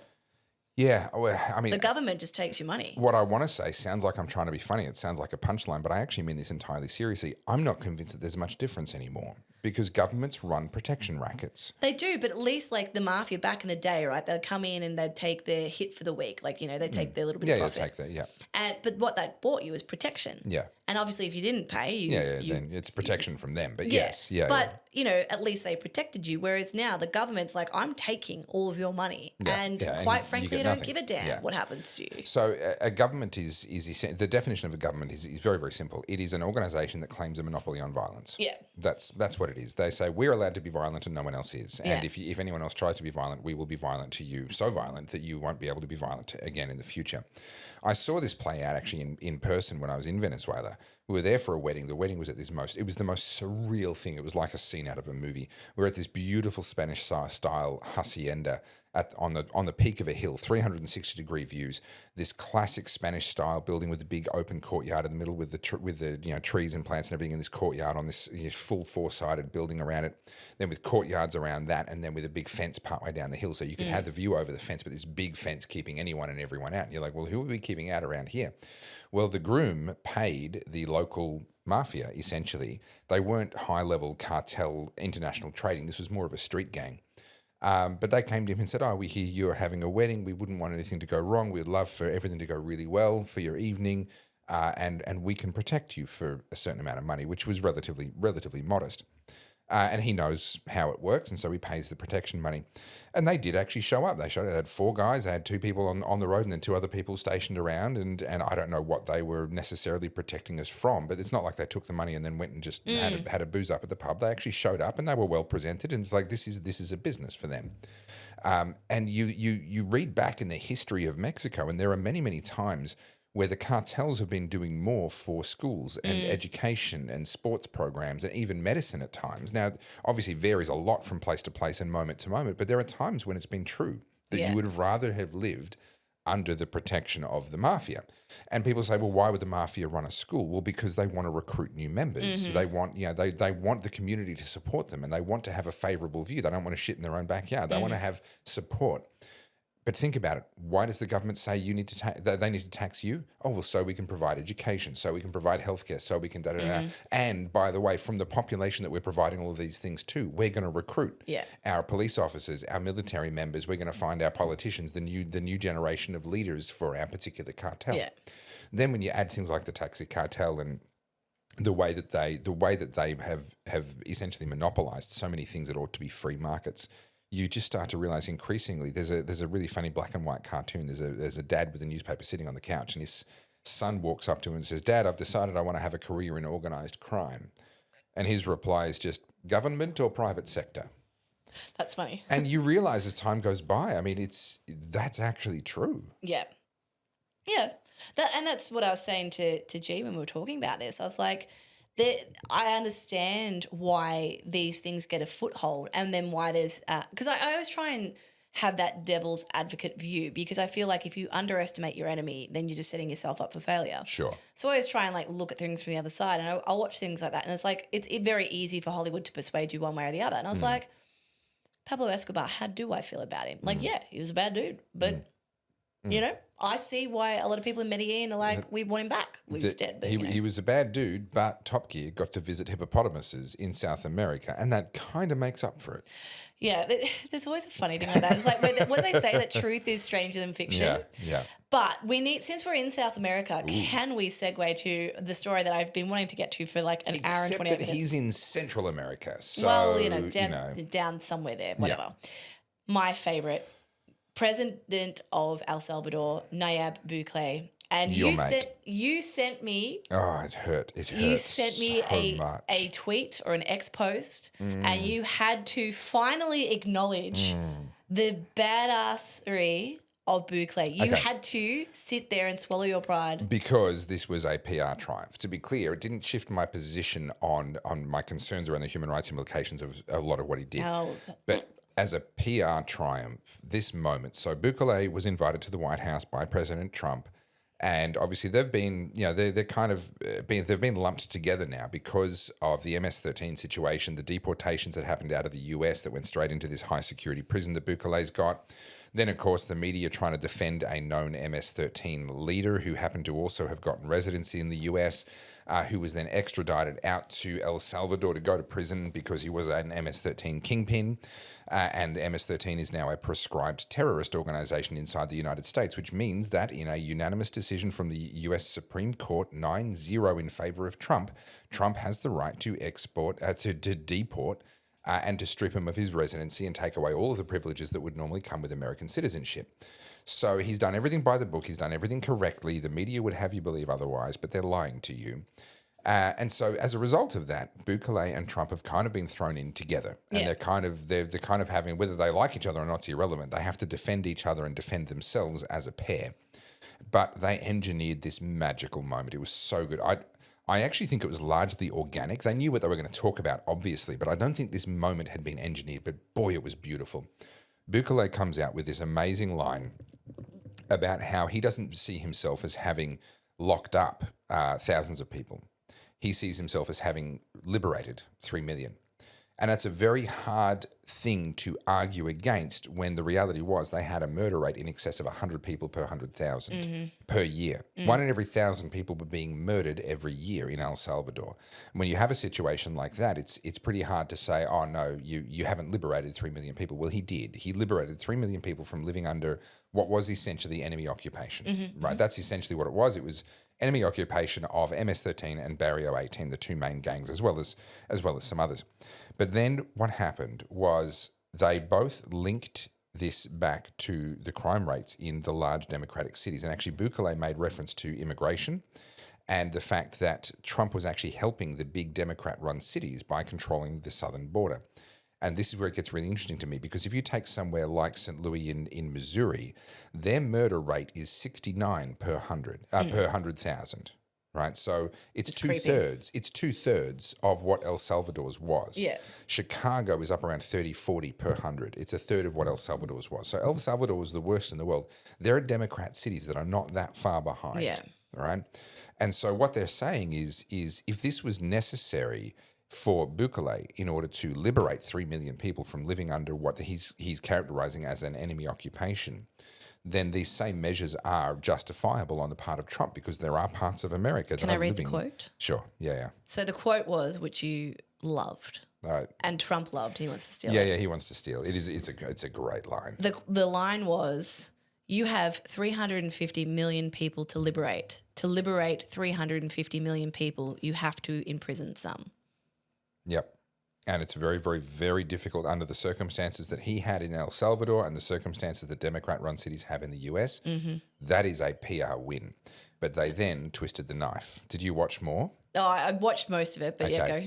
They then twisted the knife because Bukele brought up the border, or Trump brought up the border, and Bukele mentioned that the crossings, the arrivals had dropped by 95%, and Trump actually brought him up to speed. The latest news was that they dropped by 99.1%, and he had his border person in the room there with him, and he confirmed that with her. And then Bukele says, why aren't the media reporting that? And of course, this is a press conference. Yeah. He knows what he's doing. Of course he does. He knows what he's doing. Setting a cat amongst the pigeons. That's why I love him. So Trump turns around and he says, "Oh, CNN, they're right here. You know, why aren't they reporting that? That's a great question. Why? You know, I don't think they like good news. I think they hate our country." Yeah. Now the thing was, this wasn't just a press conference. This was going live. So live on CNN, he's just called out CNN. It was just the most beautiful, beautiful thing, and it's going to be really interesting to me because even for someone like myself, who right here on this podcast, I've been critical of I've got some concerns about the human rights implications of how Bukele has gone about doing what he's done. I don't disagree that something needed to be done. I have some concerns about how it was done. But even I'm going to have to be thoughtful about how I express that going forward, because that line, in order to liberate millions of people, you have to lock up some. In the words of one Spock, the needs of the many outweigh the needs of a few. Okay, but that is also used to justify fascism, communism, and the appropriate murders of there. hundreds of millions of people. But this is why I'm so conflicted on this, right? I lived under the emergency of COVID. Oh, we have to put aside your human rights because this is an emergency. Well, that was completely inappropriate, completely out of line, completely unjustified. Bukele's essentially used the same logic for a very different situation. I'm not trying to say they're the same situation, a very different situation. Yeah. If we accept the logic in one situation, what's the difference that means that we could reasonably not accept it in another? Or are we just opening up a floodgate here, a Pandora's box? I think that's a real absolute way of looking at things. I understand the sentiment, and I think it's good to have the conversation. But I do believe, and I've said this time and time again on this podcast, that there does become a tipping point where any inaction is just you cementing that this is what you want, right? So in America, Trump is literally the bad guy because he's going, you know what, I will take the fall because something had to be done. Has to be done. Yeah. And, you know, whether you want to sit there and talk about the tariffs or whatever, his decisions, you can argue with him on the academic side, in the, you know, in all the nitty-gritties, sure. Yeah. But we're not living in this, like, you know, academic, you know, idealistic thing. We're dealing with real world scenarios where people are dying and things are people being crushed, or, you know, it's gotten to a point where it is so contemptible that any further inaction will just cement the immediate decline of these countries. Yeah. And so what Nayib did is, you know, he's got a favorability rating of over 90%. Yeah. Name another politician that has that. He won his last election with 83%. Now, what's interesting, so there are people that accuse him of understating the current murder rate to make it seem like it's even better than what it is, and there are people that accuse him of various things like that. No one that I could find online is offering serious concern about the legitimacy of his popularity and his election. Can I just be devil's advocate? Because I find this, this is where I get really mad. I don't frankly, excuse me, I'm going to swear, I frankly do not give a fuck about any political person, any MP, anyone in a position of authority, or any think tank, moralistic academic. You know who I care about? The people who live in El Salvador, the average Joes. What do they feel like? How do they feel? How are their lives impacted? That's the only metric that I find is relevant in these, because we can sit here, you know, I watched that, I'm going on a tangent and I'm going on a rant apparently. Everyone buckle up. I watched that David Smith and Douglas Murray interview, that train wreck on Joe Rogan, and I didn't come away from that feeling any way inclined to who won that. But I watched Douglas Murray, who I'm very fond of, right? I'll make a point. Sit there from an academic point of view and basically dress down someone who was very passionate about his topic and basically did the old look down the nose and go, have you been there? You can't speak about Palestine unless you've been there. And like, I love Douglas Murray and I think he makes a lot of good points. And I was like, But he's a Ponce. who the fuck are you? Yeah. You pretentious wanker. Yep. You know, and so and this is where I get really annoyed. What's the organisation, the big international organisation, Amnesty International? They're the people who have sort of been leading the charge around the human rights stuff with El Salvador. Yep. Sure, there may be one or two people who have been sucked up in the vacuum that shouldn't be. 1 or 2,000 or potentially 10 or 20,000. I'm not arguing that that's not the case. But at some point, if we're going to sit here and go, we can't do anything, it's perfect, you are no different to Daniel Andrews saying, we're not letting you out of lockdown until we get to 0 cases. 0 is not a possibility. So action is different to inaction, and I understand, obviously the Bonhoeffer quote, not to act is to act, not to speak is to speak. I understand that. I'm mindful of the history of that. But the precautionary principle being applied to say, we can't let anybody out, we have to keep violating your human rights in order to protect you, versus the precautionary principle the way it should have been applied during COVID, which is we're not quite sure yet, so we're going to not do anything and wait and see till we get more information. Action is morally different to inaction. So inaction, I think, is more morally defensible oftentimes than action is. But there comes a point where action is compelled. From a theological perspective, action is compelled once someone asks for help. So once you have a population that is saying, do something about this problem, I think you are, as the leader of that country, you are now morally compelled to find something that you can do that is constructive about that. With a situation, what would I have done in a situation like El Salvador's? Well, that's a very, very tricky question. I would probably have, if I'd had Bukele advising me and saying, this is what you need to do, I'd be sitting there going, we can draw up a set of rules, particularly around their tattoo culture. The minute they are wearing one of the tattoos that says they've killed somebody, let's include them in the people we round up straight away.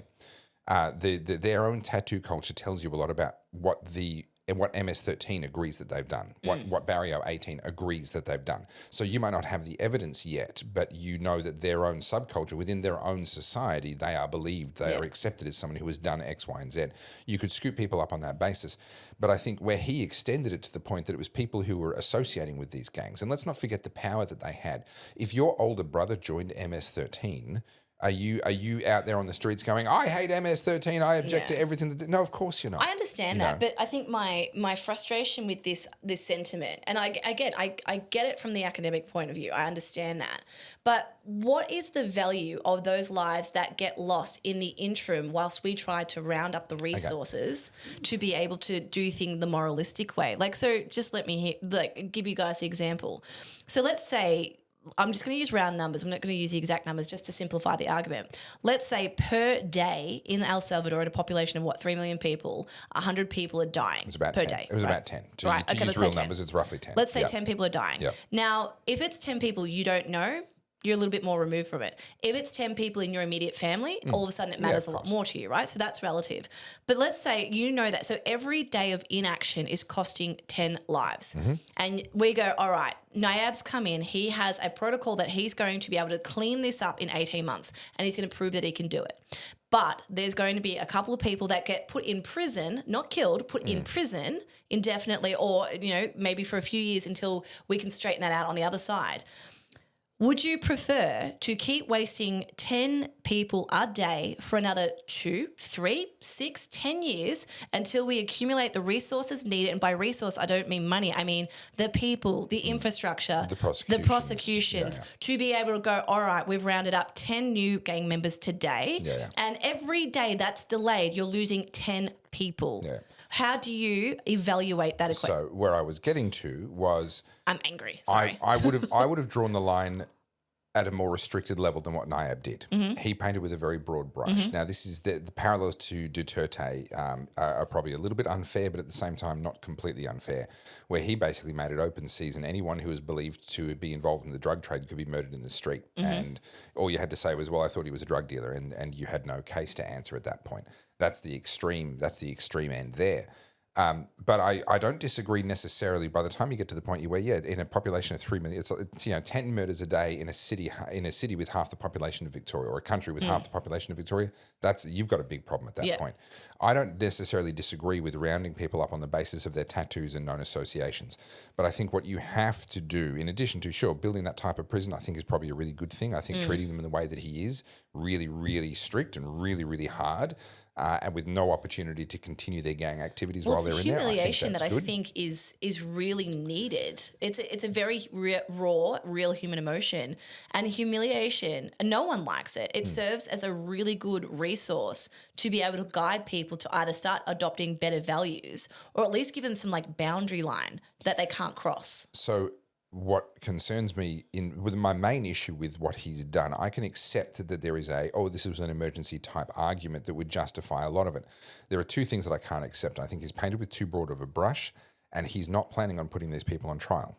So he will never discover the people that he swept up with his too broad of a brush. He will never discover the younger brother that wasn't really that involved but had to pretend to be enthusiastic about it because otherwise he was going to get in all sorts of trouble. He's not going to discover the shopkeeper that just had to find a way to keep his shop alive. So sure, I'll join your gang.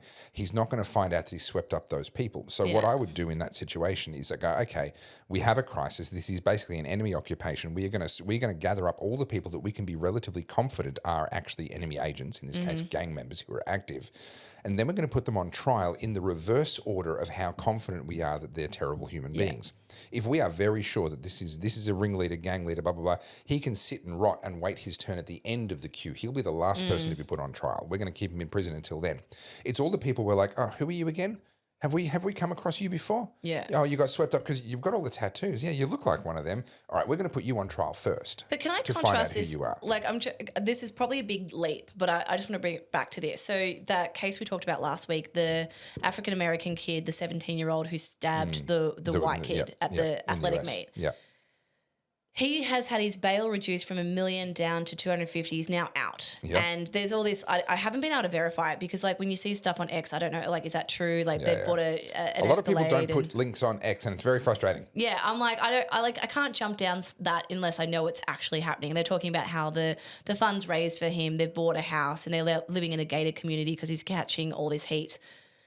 Now, the thing that really frustrates me about this is that's that whole thing of it's righteousness, right? It was self-defense, and you're arguing something Americans have the right to defend themselves. They're using the self-defense argument.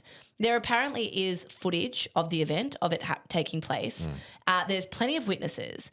And at the end of the day, it doesn't matter what happened. A young man was stabbed in the heart and lost his life over being asked to vacate his seat. I disagree with the statement, it doesn't matter what happens. It does matter what happens, but in this case, what happened does not justify what was done. But this is my point, right? So we're getting into the weeds now of was it self-defense? And, this has happened. And when you go and read the sentimentality on either sides of the argument, neither of them are seeing this with a very clear head. It doesn't matter what his race is. I think that's an irrelevant part of the argument. We talked about that last week. That's the least interesting thing about this. But this is what happens when we start splitting hairs. And so now what we're going to see is it'll be really interesting to see this case come to court, because apparently his original lawyers dropped him, but he now has someone who's offering free legal aid or something. So it really depends on whether or not these are star prosecutors or whatnot. Yeah. But my point is, because now we're in the weeds of how does this work? Is it self-defense? We're arguing all these things on a theoretical basis. The point is, a young man was stabbed in the heart. I can't emphasize that enough. This kid should be in jail, whether it was manslaughter or first-degree murder or second-degree murder. He should be in jail. We have the evidence that points that he did the thing. We're not asking, did he do the thing? We know he did the thing. It was it premeditated, or was it just, he snapped or something? Yeah, a rush of blood. But how was he allowed on the streets? And this is my point with the justice system, and this is why I defend that. We bring it back to Victoria, right? Jacinta Allen, under the heat of Fox FM and Fifi and Fev and their online survey, she was copping so much heat she had to come out and acknowledge that she's done it wrong. Yep. Now, since then, do you think youth crime has gone down? Nope, and I believe all the bail reforms have now been pushed into the never as well. Correct. So nothing has happened, right? And this is why I'm getting really angry about it, because we're going to sit here and be all moralistic. Yes, okay, we got to make sure we have due process. Yes, we need to make sure we have all our I's dotted and all our T's crossed, because we want to make sure that we don't round someone up. And in the meantime, more people suffer. Okay. And more people are being robbed in Victoria, more people are being held up. Home invasions haven't gone down. As a matter of fact, it's just creating copycats because all these kids just want to go and be like their friends now. So the Victorian situation is very particular. This relates to the fact that they are not remanding in custody people who have reoffended on bail. Yeah. Right. That's a very particular thing. It's a very easy problem to solve. It's just a lack of will to solve it. But do you see the point I'm making though? Like we're saying that, we need to do things by the book. But by the book, who's saying what are the perimeters to do it by the book? But by the book doesn't have to require us releasing known violent criminals back onto the street for the 20th time. Like those are not the same thing. You're conflating. You're putting those two things on top of each other and saying you saying that you have to do things by the book says we have to release violent criminals back onto the street just because they haven't had their trial yet. No, that's not what I'm saying is because no one can argue what the book is. Sure. So in Victoria's case, if someone commits a non-violent offence, then yes, they should get bail the first time until they've been put to trial and actually proven beyond reasonable doubt in a court of law again with a jury of their peers that they're actually guilty of a crime. That is the default setting, and that's the correct default setting. They then reoffend whilst on bail. Well, now you don't get bail a second time, right? That is what the book should say. That's what it used to say, and that's how it should be. Something like in the US, I don't know the history of the guy that did the stabbing. Yeah. Is he a first-time offender? Does he have a history of violence? Was he already out on bail? What have you? I don't know the particulars in that particular case. But I would actually argue that unless it can be found that he represents a clear and present danger, which if he's a first-time offender, having never snapped before, then it's probably a matter of psychological evaluation and then going from there. The reality is trial by media and trial by public opinion is always a bad idea, even in the occasions where it turns out that the media and the public opinion were correct. Look at something like the trial of Lindy Chamberlain here in Australia, right? The dingo ate my baby. Okay. She was thrown in prison, her life was destroyed, her marriage was ended, and she spent decades as the woman who murdered her own baby out in the remote Australian wilderness until suddenly they discovered that she was none of those things. Now, the reason why that happened was actually because the media got a hold of the story and turned her into a villain while the trial was still ongoing. It wasn't even possible to find an unbiased jury by the time it actually went to trial. They did it anyway because they were so sure that she was this monster that they'd made her out to be in their minds. The moral certainty, the moral confidence of the public is the very thing that led to one of the worst injustices in Australian legal history. So we look at that and we go, that is extremely clear cut. I agree with you that it's extremely clear cut, which is why we have to be doubly careful to cross our T's, dot our I's, and actually go by the book. This is the reason why the book exists. The Lindy Chamberlain case led to reforms in Australian legal the Australian legal system. It's people like her that are the reason why the book exists. Yeah. So we need to be really careful in moments like this. I agree with you on I agree with you on the sentiment. I totally agree. But my point that I keep making is that it has gotten so bad that every day we don't take action is just further causing needless suffering. Sure. But that action can be done in the case of Victoria, this is so simple. It is absolutely disgraceful that they don't simply turn around and go, okay, every single person that has been released on bail for a second time, your bail is now revoked. You're coming in, you're being remanded in custody until such time as we can actually put you on trial. And if we don't have room in our prisons, well, then we're going to release a bunch of people that are just in prison because they had weed or some stupid thing like that to make room for you because you are a suspected violent criminal who has reoffended whilst on bail. That's a very, very easy problem to solve that doesn't involve having to violate anyone's human rights. This isn't a human rights balancing issue here in Victoria. But the issue is, I totally agree with you, but we don't have smart people in government. No, we don't. have people who have no incentive to fix things because it's not directly impacting them. And until it's just in Alan's home that's been robbed, I don't think we'll see a huge amount. And that's why the weight of the silent majority or the weight of the average person, it needs to get to a point where they're crushed under it. And I think that's what happened in El Salvador. The population was begging for someone to do something. For something to happen. And so now we've got a precedent in El Salvador that is giving very good results in the short term at the expense of human rights, which often leads to very bad results in the long term, but it's really going to come down a lot to what Bukele does with the popularity that he has now in the next couple of years. People are saying, oh, he's a dictator, he's a fascist, he's a this, he's a that. Well, he might not be. On the evidence of what he's done so far, I think that's a very, very long bow to draw. But I can understand why the people who want to attack him find that a convenient attack angle, because it can look that, it can be made to look that way. I see that too, but everything these days is always absolutes and extremes. So you can't just have someone who's decisive and conservative. They have to be a fascist. Yeah. And you can't have someone who is willing to break a few eggs in order to make the omelette of dealing with the gangs, and then is actually going to not go further and not become the thing that they, that's entirely possible. He might be that guy. Yeah. But I think we always do still need to be very, very careful and very, very measured anytime we give approval to the government violating human rights, and anytime we push down to the point where the camera battery is running at about, 7%? Are my eyes deceiving me? No, that one's about to go to. So should we pause? Because we have one more thing to talk about. I think we need, what time are we up to? We're at 1:52. Oh, goodness. If we can do the next thing in 8 minutes, we'll be okay. One back. We'll be back. One back? One back. One moment. One moment. Lettuce. We'll be back. People who make it to that level, you require a level of sociopathy to be able to operate at that level. Yeah. Well, so what is it? 1 in 100 people born are psychopaths, but 1 out of every 25 politicians or high-level executives is a psychopath. Yeah. Like they're overrepresented by about 4 times, I think, is the latest research on that. Well, they also have every single one of us has elements of those in us. We have traits of the dark triad. Yeah, narcissism, Machiavellian. Yeah. And except for me, I'm perfect. Yeah. Yeah. And this is the thing, like, those aren't always demonic traits to have. I mean, a sociopath is able to work at a capacity that the average person can't. Think about someone who is a saturation diver that spends a week at a time down in a tank at the bottom of the ocean, so that they can do work that no other human being can do. You're built differently. You're not normal. You are an outlier in some way. And same with anyone who's a true genius or a truly exceptionally gifted person. Like, you have to have that one-track mind, that ability to just be able to phase out everything else and fixate. I mean, that's why Elon Musk, I don't think Elon Musk is a psychopath, but I think there's an element to him that, makes him gifted. And can I just, more importantly than talking about the man who is changing the world right now, is how good was my dingo ate my baby? That was pretty good. I thought that was pretty good. Do you know what though? Like, I do know the story, but I wasn't born when that all happened. So it's like my dad was in the movie. Was he? It's just not really, like, I just know about it as like a cultural reference. Yeah. No, it was a huge deal. It was in the 80s? Early 80s? Oh, gosh. I think it was 70s, but don't quote me on that. I don't actually know. Did you press that? Yeah. You're smart. So I just looked down. I was like, I just wanted to catch you out and get you on a hot mic moment where you were just not aware of. Yeah. No, I'm on it. All right. Anyway, sorry, we had one more thing and we've only got a few minutes left. Let's go. Well, yeah. Where did we end up on the El Salvador thing? We done? Look, we've both made our points.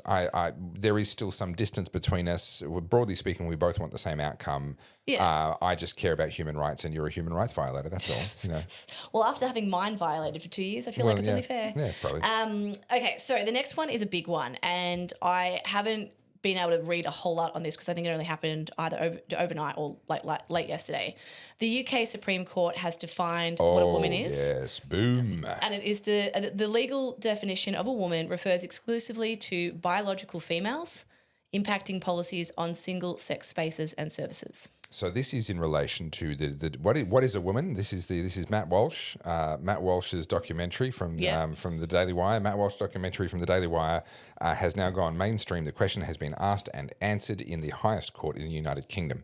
Now, this was in relation specifically to who qualifies as a woman under their anti-discrimination legislation, because obviously if you have a protected attribute, you have to decide who has that attribute. Yes. Now, there's a funny Australian link here, or actually it's sort of not a link, it's more of just my brain doing its weird stuff.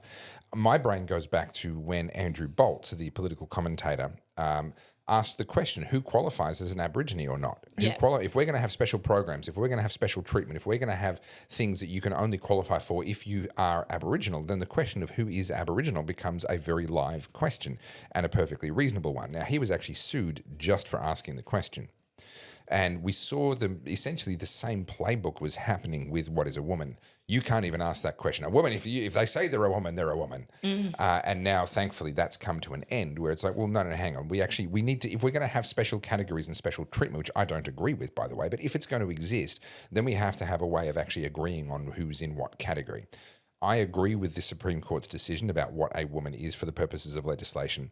But can we just pause for a minute and appreciate how utterly unhinged we have become as a culture that we had to have a lawsuit with lawyers and people wearing wigs and wearing the fancy costumes, getting paid hundreds of thousands of dollars a year to decide what the definition of a woman was going to be. This comes back to my previous comment where I was talking about, frankly, we're just being insulted every day by these arguments. Being able to sit there and have the time to be able to debate what a woman is whilst people can't turn on their heating, whilst people are living, in declining conditions. Childless lords living in high towers musing on heraldry. Correct. That is how Tolkien put it in one of the most beautiful lines from the Lord of the Rings trilogy. That's a perfect quote because what we have is people who are living. When I say privileged, I hate using it in the sense of that, the current buzzword. But if you are on a six-figure salary and you are a Supreme Court judge in the United Kingdom, you are an exceptionally privileged human being. Of course you are. Yeah, you enjoy an enormous number of privileges. You also don't have the same everyday issues that you need to overcome. Like, can you get your child babysat so you can go and do that extra shift? Or, do you have to pay this extraordinarily large utility bill? Or I'm fairly sure that they're not bothered by the ULEZ scheme and the congestion charge in London. Yeah, That's exactly. not really a big issue for them. So for them, and this comes back to what I was just saying before, it's like, quite frankly, anyone who lives in a position of privilege like that to sit there and have the amount of time to argue over things that have been known since the dawn of time, since human civilization. Yeah. I just think it speaks to the massive divide between the haves and the have-nots. I've talked about this before. I think it was the Kenyan Prime Minister or the Kenyan President. And he talked about, the CNN was there, the correspondent, and she was asking him about LGBT rights. Do you know what I'm talking about? No, not really. This happened, I think, quite a few years ago. I don't know if they're presidents or prime ministers, whatever. Anyway, Kenyan. And the CNN correspondent was trying to argue about the rights of gays and lesbians in, was it Nigeria or Kenya? One of the two. Somewhere there. Doesn't matter. And he was like, well, we don't really have that problem here, so it's not something I need to concern myself with. And she's like, but what about the gay people here that, their rights, what about those? And he's like, well, frankly, the people here, I think it was Nigeria actually, are worried about running water and AIDS and malaria. And that seems to be something that takes up the most amount of time in their head. They don't really have time to worry about all that stuff. That is a luxury problem. Yeah, and that's basically what it said. And the CNN correspondent, is this white woman who's just sitting there going like, but he's like, no, I don't think you're understanding. That's a privileged problem to have. So there was a really powerful fundraising campaign that was run for one of the charities that does, humanitarian work in poor parts of the world. And it was sort of the classic photographs of typically African children, malnourished, obviously living in terrible and challenging circumstances. But the slogans, and then they would have, my memory is that they had the props with them. But it was, I hate it when my phone charging cable doesn't reach my bed. And it's it's the relatable first world problem slogan with the picture incredible. Of that person. And I'll have to dig it up. And it was just a brilliant campaign. But yes, we've completely lost all connection with reality. Did you ever see Matt Walsh's documentary, What is a Woman? Yeah. So he goes to Africa and he talks to a tribe and he asks them, what if a man wants to become a woman? And they're just kind of like, well, they can't. Yeah, it's quite simple, really. It's very simple. They can't. I mean, you can want it all you want, but they can't do it. And they're all having a laugh. They're all having a giggle. Isn't this the cost of intellectualization, though, and the academia? Like you get to a point where you're in the weeds about ridiculous You have subjects. to be very, very educated to be this dumb. Yeah. Yes. And that's what I said. I think I said this last podcast where we were talking about how it gets to a point where you can sit there and gaslight people about what is a woman and men can get pregnant and all this sort of stuff. But when it comes to a point where that person's only concerns are their house, rent or mortgage, their children, feeding them, the utilities, and that financial strain, all of that stuff falls by the wayside. No one cares. And I don't think it's a coincidence that the end of woke or peak woke, the receding of the wave of woke has come at the same time that cost of living has become the number one issue. I think that's what killed it. Yeah. I would argue that's what killed it because talking about it tangibly and like, over there. And it's exactly like I said before about the murder rate in El Salvador.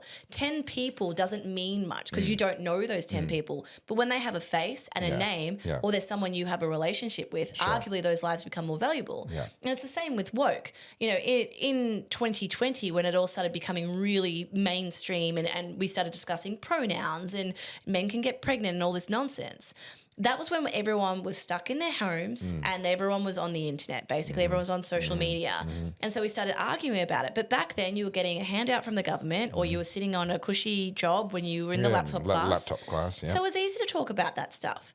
But now it's really hard for someone to care about your pronouns. Like I've seen so many examples of this and I'll just speak generally. But like, some progressive person gets up with like crazy coloured hair and a septum piercing and goes, oh, I was misgendered today. And people like get a real problem. Yeah. Shut the fuck up, basically. Correct. 5 years ago, you wouldn't have said that. You're like, oh, I understand that point of view. Oh, that must be very difficult. Yeah, I can see that. What I'm looking forward to now is when a similar lawsuit has to be decided by the Australian Supreme Court, because it is going to be hilarious. Didn't we have one with Sal Glover, though, where the courts declared that trans women are women? Sorry, when I said Supreme, I meant High Court, the Federal High Court. I think hers was still state because I think the prosecution was under state legislation. I'll have to look that up. I'll give Sal a call and try and get clarification on that. But for me, to have differing definitions of what is a woman in different jurisdictions that then compete against each other in things like Olympics and Commonwealth Games and these sorts of things is going to get funny. Yeah. It's going to get hilarious because then you're going to have these people in wigs having to sit down across the table from each other and debate each other about why their definition of what a woman is right and the other person's definition of what a woman is wrong, and therefore they should get the governing body of that particular sporting agency to allow the man who is a woman to actually compete over here and there, and just watching these people tie themselves in knots. Yeah. And the job of people like you and me, as that spectacle unfolds, is going to be to point and laugh and make sure the entire world watches. I just pulled up Sal Grover. Sorry, I got a name up. Sal Grover's. And so basically it was against Roxanne Tickle, who is known as Tickle versus Giggle. And essentially it was argued in the federal court. April 24 was the first test these gender ideology provisions, debating whether sex or gender identity takes precedence in law. And the argument was Tickle's legal team argued that Grover's exclusion of transgender women treated them as men, constituting discrimination. Grover's team, led by Catherine Davies, maintained that sex is a fixed biological category and the app was a protected space for cisgender women. So the ruling was Justice Robert Bromwich ruled that Grover indirectly discriminated against Tickle based on gender ideology, ordering Giggle to pay $10,000 in damages plus legal costs. The court rejected Grover's claim that sex is unchangeable, citing legal precedents over 30 years. She's launching an appeal. Yeah. So that's not the High Court yet. That's the federal court. So I was wrong. I thought it must have been the Supreme Court at a state level, but it was federal legislation. It was a federal court case, but that's not the High Court. The High Court hasn't yet ruled. So the High Court's responsible for constitutional... It's responsible basically for anything that can't be resolved at a lower level, but it's specifically constitutional. So lower, I think the other courts, I'm not a legal expert, but fundamentally they can't rule anything. No one can rule anything that changes the interpretation and understanding of the Constitution. That has to go to the High Court in order for that to happen. Do you know how I know about this? How do you know about this? A great Australian movie called The Castle. Oh, yeah, the vibe of the thing. The vibe, the Marbo, the vibe. Well, that's essentially what they're saying gender is. It's just the vibe of the thing, you know? But, and again, it's what a privileged position you are in to be able to sit there and argue among the weeds about what defines a woman. And what a complete waste of everyone's tax money. That this is consuming resources and time and attention. I mean, it's a good thing we've solved all of our other problems. Obviously, we've got no problems with crime. There's no geopolitical issues. There's no economic issues. We must have solved all of those problems, and we're down to the really the little problems down the bottom of the pile, right? The ones that aren't so urgent. We're doing so well that we can now argue about this because everyone's so lucky. What is a woman? Can we end on this? I find it really interesting because I look at a lot of this stuff. I am a woman, a real one. What? Yes, I am a real one, and I will die on that hill. Last time I checked, and every time I do check, it is immutable. I'm going to take your word for it, but wow, on that bombshell. Well, I look at this, right, and I get really defensive about this caricature of women, right? Now, I used the example before of those women in space and the giggling, carry on, the drama. Like, I feel like that is a caricature of a woman. I definitely know some women that behave that way, but like Dylan Mulvaney, right? I was about to talk about Dylan, good old Dylan. I find that just so regressive that is how people depict women. And that was celebrated, that Dylan comes out and goes, oh, I'm much more emotional today. It must be because I'm a woman now. Why am I crying? Oh, don't you do I did some shopping and I felt better. This is the shallowest, most paper cutout version of what womanhood is, that has been socially unacceptable to caricature women in that way for 30 years. But if a man does it under costume, it then becomes like stunning and brave. Right. Like, that's right. My frustration, right, is like I've always been what they used to call, but now is a very rare thing, a tomboy. Ooh. Always been a tomboy. My parents thought I was gay because I like to play with my brother's toys, and that's because my brother was 5 years older than me, and everyone around me was cool. a dude. Yeah. So by default, I did dude stuff because that's all I had.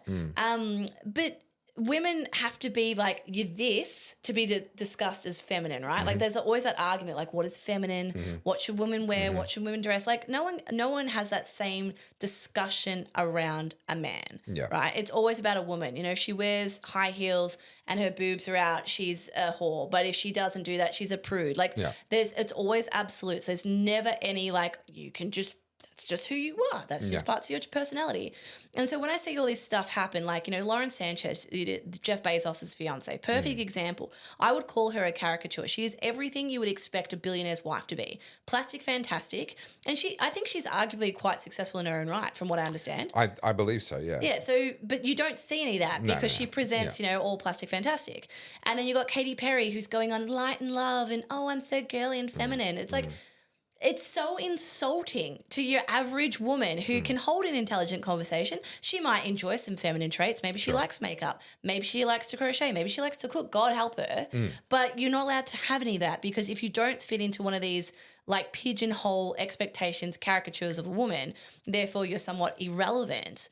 And so to have someone then arguing what is a woman, I just sit here and I'm like, where are all the feminists? You are literally eroding everything that the women that came before us tried to advocate for. The feminists are people like J.K. Rowling who are the ones being attacked. Well, she's called a TERF now. Yeah, the trans-exclusionary radical feminist. You know, like I'm not saying her name because it's like summoning Beetlejuice, but our favourite Melbourne-based feminist, you know, who I'm alluding to, she looks like Beetlejuice. That's an insult to Beetlejuice. Yeah. But, you know, she's a perfect example. Like, you will align with me 100% ideologically and in this way, otherwise you are the problem. And, importantly, keep up as I change my mind. Correct. Because that's what's happened here. This is why feminists have been left behind, is because the train didn't stop at their station. They fought hard to get the train to the feminist station, then they got off. Didn't realise that same track was going to carry on to the trans station, and that's you know, and they're like, oh, hang on, we didn't think the train was going to keep going. And people like me, who all along were going like, guys, do you realise which direction you're going in? We're like, no, but we don't want to go there. I know you don't. Yeah. But the train ain't going to stop at your station. Correct. Right. Well, it's the same argument around the trad wife stuff, right? So now they're going, oh, trad wives are dangerous. They're setting a dangerous precedent. You know, it's Handmaid's Tale stuff. I'm like, wasn't the whole thing of feminism the right to choose? And so I put up a post on Facebook earlier this week. There was an article coming out slamming these extreme right-wing men who refuse to date woke women. I've got a lot to say about this. And my counterpoint was just I thought we couldn't help who we loved. So love is love. If I don't find a blue-haired, you know, beached whale attractive, well, then now that's you're a not fatphobe. that's not my fault. Okay, you can't. I mean, I know they do say that, and also love is love, and you can't help who you love. I can't help it if I love feminine, soft women who have the skills and the desire to turn a house into a home. If that's what I love, I'm sorry, that I'm just wired that way. Yeah. I can't help it. Well, then you'll have And people. don't you kink shame me, by the way. You can use their words on them, but you know, I see that all the time. Like these body positivity women going, you know, if you won't date a fat girl, that's because you're fat phobic and that's a problem and you're a bigot and all this sort of nonsense. I'm like, so what you're saying is that you're expecting everyone on this planet to feel some level of attraction to you, and if they don't, It's that their person's fault. wrong. Yeah. It's not you. Yeah. And my frustration with this is like, you know, I've got a couple of girlfriends who are single, and I feel like I can say this now because I'm no longer single. I'm smug and in a very happy relationship. It's my turn, damn it. And Gareth and I always laugh about this. We're like smug. But, you know, I was single for a very long time, and I've since had a couple of my single girlfriends going, oh, you don't know what it's like. And I'm like, Excuse me? Excuse me? Yeah. So what? Single girl of 12 years here, but I don't know what it's like. Oh, you're all happy and loved up. You don't, bitch, I have paid single tax for most of my life. Don't you be telling me what I know or not. Yeah. And they're like, oh, but you know, you're lucky. I'm like, what was luck? I found Gareth at 38 and boy, did I kiss some frogs. You know, like you think about it, like I deserve Gareth because, man, I went through it. You know, like I won the pot of gold at the end of the rainbow because I went on that journey. Yeah. But, you know. You had to deal with some leprechauns along the way. 100%. And, you know, but my point is this, it's like, oh, but now you're that, you don't get to have an opinion, Sure. which just infuriates me. But, I mean, they say this with love. I'm talking, again, like generalized, but that comment like, oh, you don't know what it's like. And I was like, no, I do know what it's like. Been there. Yep. Because what I did was I grew up in a generation that had Sex in the City. And I watched people like Carrie Bradshaw become this bastion of femininity, women's rights, like girl boss. I grew up in that entrepreneur wave of girl boss, Sophia Amoroso from literally Nasty Girls talking about women want to be CEOs and all this stuff. And I fell for it. And I lived that life. And you know when I was most unhappy? Doing that because all of a sudden it became about chasing money and having the designer bag, and I felt like I wasn't woman enough and successful enough and proving all those things, and then what happened was women would get jealous of me. Can I put a slightly different lens on that? You were desperately unhappy, I would argue, because it was all about you. Yes. And I would say in both, the thing that unites both femininity and masculinity is that they both thrive best in a position of service to each other. You took the words out of my mouth. Yeah. So I define masculinity as strength in service. Now, the strength is uniquely masculine. Not that women aren't strong, but men are stronger. Yeah. Right? It's, Agreed. fact. So strength in service, but the service is actually what makes it wholesome, healthy, and also fulfilling. Yeah. Right. And I would argue it's the same with femininity. Yeah. This whole girl boss, you can do everything. Yes, but you what you can't do is be happy while you're doing that. Yeah.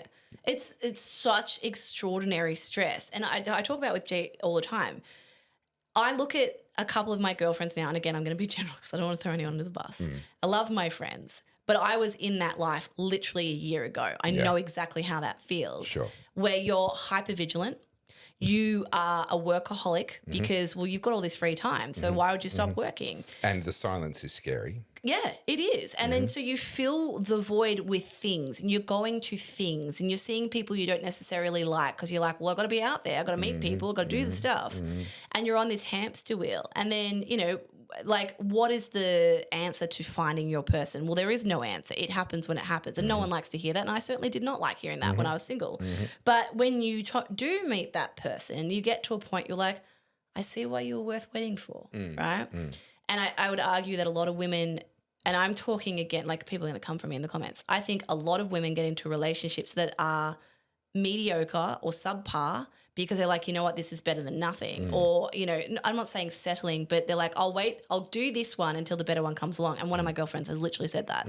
He's okay for now, but like I haven't met someone better yet. Yeah. I'm like, how do you ever meet the other person if you're taking your time up over here with this one? But also, who are you if you're the kind of person that is just going to have someone on It's hold? a placeholder. As a placeholder. Seat warmer.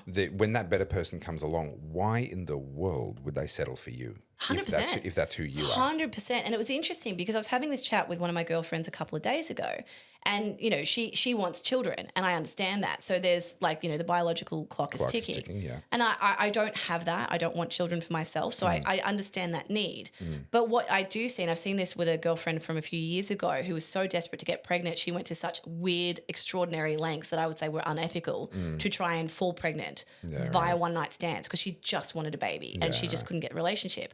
I understand that. And I'm not saying that that's, you know, like I'm not trying to take away from that.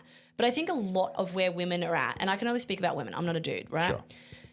I think, which one died? That one. Quickly finish up. We've still got that. Okay, we've got that. I'll finish.